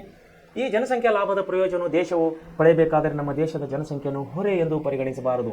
ದೇಶದ ಜನತೆಗೆ ಉತ್ತಮ ಗುಣಮಟ್ಟದ ಆರೋಗ್ಯ, ಶಿಕ್ಷಣ, ಕೌಶಲ್ಯ ಹಾಗೂ ತರಬೇತಿಗಳನ್ನು ಒದಗಿಸಿ ಅವರನ್ನು ಜ್ಞಾನ, ಕೌಶಲ್ಯ ಹಾಗೂ ಸಾಮರ್ಥ್ಯಗಳನ್ನು ನಾವು ಉತ್ತಮ ಮಾನವನಾಗಿ, ಸಂಪನ್ಮೂಲವನ್ನಾಗಿ ಪರಿವರ್ತಿಸಬೇಕು. ಈ ಮೂಲಕ ಜನಸಂಖ್ಯೆಯನ್ನು ದೇಶದ ಅಭಿವೃದ್ಧಿಗೆ ಪೂರಕವಾದಂತಹ ಆಸ್ತಿಯನ್ನಾಗಿ ನಾವು ಮಾಡಬೇಕು. ಸರ್ಕಾರ ಈ ನಿಟ್ಟಿನಲ್ಲಿ ಸುಮಾರು ಕಾರ್ಯಕ್ರಮಗಳನ್ನು ಹಾಕುತ್ತಾ ಇದೆ. ದೇಶದ ಜನಸಂಖ್ಯೆ ಹೆಚ್ಚಾಗಿದೆ, ಓಕೆ, ಅದು ಕೆಟ್ಟದೇನಿಲ್ಲ. ಬಟ್ ಅವರಿಗೆಲ್ಲರಿಗೆ ದುಡಿಯುವ ಕೈಗಳಿಗೆ ಕೆಲಸ ಸಿಗಬೇಕು, ಬಡತನ ನಿವಾರಣೆ ಆಗಬೇಕು, ಅವರಿಗೆಲ್ಲ ಒಳ್ಳೆ ರೀತಿ ಶಿಕ್ಷಣ ಸಿಗಬೇಕು, ಒಳ್ಳೆಯ ಆರೋಗ್ಯನೂ ಸಿಗಬೇಕು. ಅಂದಾಗ ಮಾತ್ರ ನಾವು ಜನಸಂಖ್ಯೆಯನ್ನು ಒಳ್ಳೆ ರೀತಿಯಲ್ಲಿ, ಅವರ ಒಂದು ಜನಸಂಖ್ಯೆ ಪ್ರಮಾಣವನ್ನು ಒಳ್ಳೆ ರೀತಿಯಲ್ಲಿ ನಾವು ಯುಟಿಲೈಸ್ ಮಾಡ್ಕೊಂಡಂಗೆ, ಉಪಯೋಗ ಮಾಡ್ಕೊಂಡಂಗೆ ಆಗುತ್ತದೆ. ಯಾವಾಗ ಜನರಿಗೆ ಕೌಶಲ್ಯ ಸಿಗ್ತದೋ, ಯಾವಾಗ ಟೆಕ್ನಾಲಜಿ ಡೆವಲಪ್ಮೆಂಟ್ ಆಗುತ್ತದೋ, ಟೆಕ್ನಿಕಲ್ ಎಜುಕೇಷನ್ ಹೆಚ್ಚಿಗಾದಾಗ ಡಿಪ್ಲೊಮಾ, ITI ಹಾಗೂ ಇಂಜಿನಿಯರಿಂಗ್ ಇಂಥ ಒಂದು ಶಿಕ್ಷಣದ ಮೂಲಕ ನಾವು ಮಕ್ಕಳಿಗೆ ಶಿಕ್ಷಣ ಕೊಡೋದ್ರ ಮೂಲಕವಾಗಿ ಹೆಚ್ಚೆಚ್ಚಾಗಿ ಉದ್ಯೋಗಗಳನ್ನು ಸೃಷ್ಟಿ ಮಾಡಲಿಕ್ಕಾಗುತ್ತದೆ. ಕೃಷಿಯಲ್ಲಿ ತೊಡಗಿಕೊಂಡಾಗ, ಕೃಷಿಯನ್ನು ಅಭಿವೃದ್ಧಿ ಆದಾಗ ಹಳ್ಳಿಗಳಿನ ರೈತರ ಬಾಳನ್ನು ಬೆಳಗಾಗುತ್ತದೆ. ಅಲ್ಲಿ ಅವರಿಗೆ ದುಡಿಗಳಿಗೆ ಕೈಗಳ ಕೆಲಸ ಸಿಗುತ್ತದೆ. ಅವರು ಬೆಳೆಯುವಂಥ ಬೆಳೆಗಳಿಗೆ ಒಳ್ಳೆ ಬೆಲೆಗಳನ್ನು ಸಿಗುತ್ತದೆ. ಯಾವಾಗ ರೈತನಿಗೆ ಬೆಲೆ ಸಿಗುತ್ತದೋ ಆವಾಗ ನಾವು ಬಡತನವನ್ನು ಕಡಿಮೆ ಮಾಡಬಹುದಾಗಿದೆ. ದುಡಿದಂಥ ಕೈಗಳಿಗೆ ಯಾವಾಗ ಕೆಲಸ ಸಿಗುತ್ತದೋ ಆವಾಗ ನಾವು ಬಡತನವನ್ನು ಕಡಿಮೆ ಮಾಡಬಹುದಾಗಿದೆ. ಸೊ ಇವೆಲ್ಲದೇ ಅಂಶಗಳು ಜನಸಂಖ್ಯಾ ಸ್ಫೋಟದಿಂದ ಆಗುತ್ತದೆ ಅಂತ ಹೇಳಿ ನಿಮ್ಗೆ ಹೇಳಕ್ಕೆ ಇಷ್ಟಪಡ್ತೇನೆ. ಸೊ ಆತ್ಮೀಯ ವಿದ್ಯಾರ್ಥಿಗಳೇ, ಈ ರೀತಿ ನಾವು ಇದ್ದಂತಹ ಜನಸಂಖ್ಯೆಯನ್ನು ಒಳ್ಳೆ ರೀತಿಯಲ್ಲಿ ಬಳಸಿಕೊಂಡರೆ, ಅವರಿಗೆ ದುಡಿಯೋ ಕೈಗಳಿಗೆ ಕೆಲಸ ಕೊಟ್ಟಿದ್ದಾರೆ, ಬಡತನ ನಿವಾರಣೆಯಲ್ಲಿ ಜನಸಂಖ್ಯೆಯು ಕೂಡ ಕೆಟ್ಟದಲ್ಲ ಅಂತೇಳಿ ಒಂದು ಮಾತನ್ನು ನಿಮ್ಮನ್ನು ಹೇಳಕ್ಕೆ ಇಷ್ಟಪಡ್ತೇನೆ. ಮುಂದೆನೆ ಬಡತನ ನೋಡ್ರಿ, ವಿಶೇಷವಾದಂಥ ದೊಡ್ಡ ಅಂಶವನ್ನು ಬರ್ತದೆ ಈಗ ನಮ್ಮ ಮುಂದೆ. ಬಡತನ ನಮ್ಮ ದೇಶದ ಅಭಿವೃದ್ಧಿಯಲ್ಲಿ ಬಡತನವು ಒಂದು ದೊಡ್ಡ ಸವಾಲಾಗಿ ಪರಿಣಮಿಸಿದ ವಿದ್ಯಾರ್ಥಿಗಳೇ. ಬಡತನವು ಸಹ ಭಾರತ ಎದುರಿಸುತ್ತಿರುವ ಇನ್ನೊಂದು ಗಂಭೀರ ಸಮಸ್ಯೆ ಆಗಿದೆ. ಜನರು ಕನಿಷ್ಠ ಅಗತ್ಯಗಳಾದ ಆಹಾರ, ಬಟ್ಟೆ, ವಸತಿ ಹಾಗೂ ಮೂಲಭೂತ ಸೌಕರ್ಯಗಳನ್ನು ಹೊಂದಲು ಸಾಧ್ಯವಾಗದೆ ಇರುವ ಸ್ಥಿತಿಯನ್ನು ನಾವು ಬಡತನ ಎನ್ನಲಾಗಿದೆ. ಭಾರತದ ನಗರ ಮತ್ತು ಗ್ರಾಮೀಣ ಭಾಗಗಳಲ್ಲಿಯೂ ಬಡತನವು ಬೇರೂರಿದೆ. ಒಂದು ಮುಖ್ಯವಾದಂಥ ವಿಷಯ ಏನೆಂದರೆ, ಬಡತನ ನಿರ್ಮೂಲನೆ ಮಾಡಲು ಕರ್ನಾಟಕ ಸರ್ಕಾರವು ಕೈಗೊಂಡಿರುವ ಯೋಜನೆಗಳನ್ನು ಒಂದು ವೇಳೆ ತಮಗೆ ಗೊತ್ತಿದ್ದರೆ ತಾವು ಪಟ್ಟಿಯನ್ನು ಮಾಡಿ. ಸೊ ಏನಾಗ್ತದೆ ಇಲ್ಲಿ ಬಡತನದಿಂದ ಏನಾಗ್ತದೆ, ನಮಗೆ ಇಲ್ಲಿ ಜನರಿಗೆ ಕನಿಷ್ಠ ಬೇಕಾಗಿದ್ದಂತಹ ನಾವು ರೋಟಿ ಕಪಡ ಮಕಾನ್ ಅಂತ ಹೇಳಿ ಕರಿತೀವಿ ಹಿಂದಿಯಲ್ಲಿ. ರೋಟಿ ಕಪಡ ಅವ್ರ ಮಕಾನ್ ಅಂದರೆ, ರೋಟಿ ಅಂದರೆ ಊಟ, ಕಪಡ ಅಂದರೆ ಬಟ್ಟೆ, ಮಕಾನ್ ಅಂದರೆ ಇರ್ಲಿಕ್ಕೆ ಮನೆ. ಈ ಮೂರು ಅಂಶಗಳು ಮನುಷ್ಯನ ಜೀವನ ಮಾಡಬೇಕಂದ್ರೆ ಈ ಮೂರು ಅಂಶಗಳು ತುಂಬ ಉಪಯುಕ್ತವಾದಂತಹ, ತುಂಬ ಅವಶ್ಯಕವಾದಂತಹ ವಸ್ತುವಾಗಿವೆ ಪ್ರಿಯರೇ. ಮುಂದೆ ನೋಡ್ರಿ, ಬಡತನ ನಿರ್ಮೂಲನೆ ಮಾಡೋಕ್ಕೆ ನಮ್ಮ ಸರ್ಕಾರ ಯಾವ ರೀತಿ ತನ್ನ ಕಾರ್ಯಕ್ರಮಗಳು ಹಾಕುತ್ತಾ ಇದೆ. ಸ್ವತಂತ್ರ ಬಂದಾಗಿನಿಂದ ಬಡತನವು ಹೋಗಲಾಡಿಸಲು ಹಲವಾರು ಯೋಜನೆಗಳನ್ನು ಕೇಂದ್ರ ಮತ್ತು ರಾಜ್ಯ ಸರ್ಕಾರಗಳು ಜಾರಿಗೆ ತರ್ತಾ ಇದ್ದೇವೆ. ಪಂಚವಾರ್ಷಿಕ ಯೋಜನೆಗಳನ್ನು ಜಾರಿಗೊಳಿಸಲಾಗಿದೆ. ನೋಡ್ರಿ ಇಲ್ಲಿ ಪಂಚವಾರ್ಷಿಕ ಯೋಜನೆಗಳು.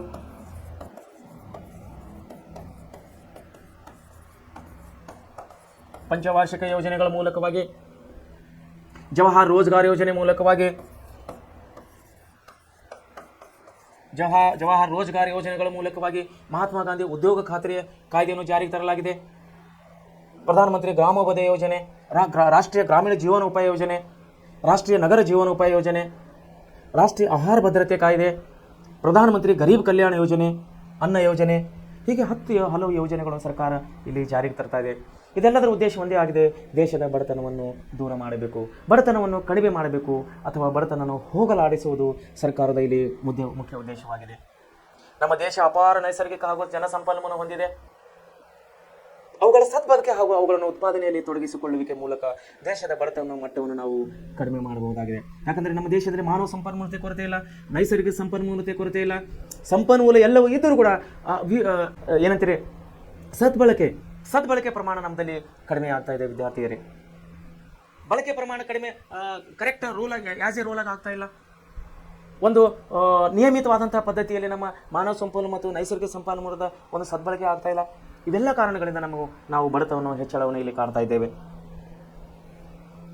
ಉತ್ಪಾದನೆ ಹೆಚ್ಚಳ ಆಗಬೇಕು, ಡೆವಲಪ್ಮೆಂಟ್ ಅಂದರೆ ನಾವು ಪ್ರೊಡಕ್ಷನ್ ಅಂತೀವಿ, ಅದನ್ನು ಜಾಸ್ತಿ ಆಗಬೇಕು, ಸಮರ್ಪಕ ವಿತರಣಾ ವ್ಯವಸ್ಥೆ ಆಗಬೇಕು, ಡಿಸ್ಟ್ರಿಬ್ಯೂಷನ್ ಪ್ರಾಸೆಸ್ಸನ್ನು ಕರೆಕ್ಟಾಗಿ ಆಗಬೇಕು, ರಾಷ್ಟ್ರೀಯ ಸಂಪತ್ತಿನ ಸಮಾನ ವಿತರಣೆ ಸಾಧ್ಯವಾಗಬೇಕು. ಇವೆಲ್ಲ ಅಂಶಗಳನ್ನು ಕೂಡಿದಾಗ ಮಾತ್ರ ನಾವು ಬಡತನವನ್ನು ದೂರ ಮಾಡಬಹುದಾಗಿದೆ.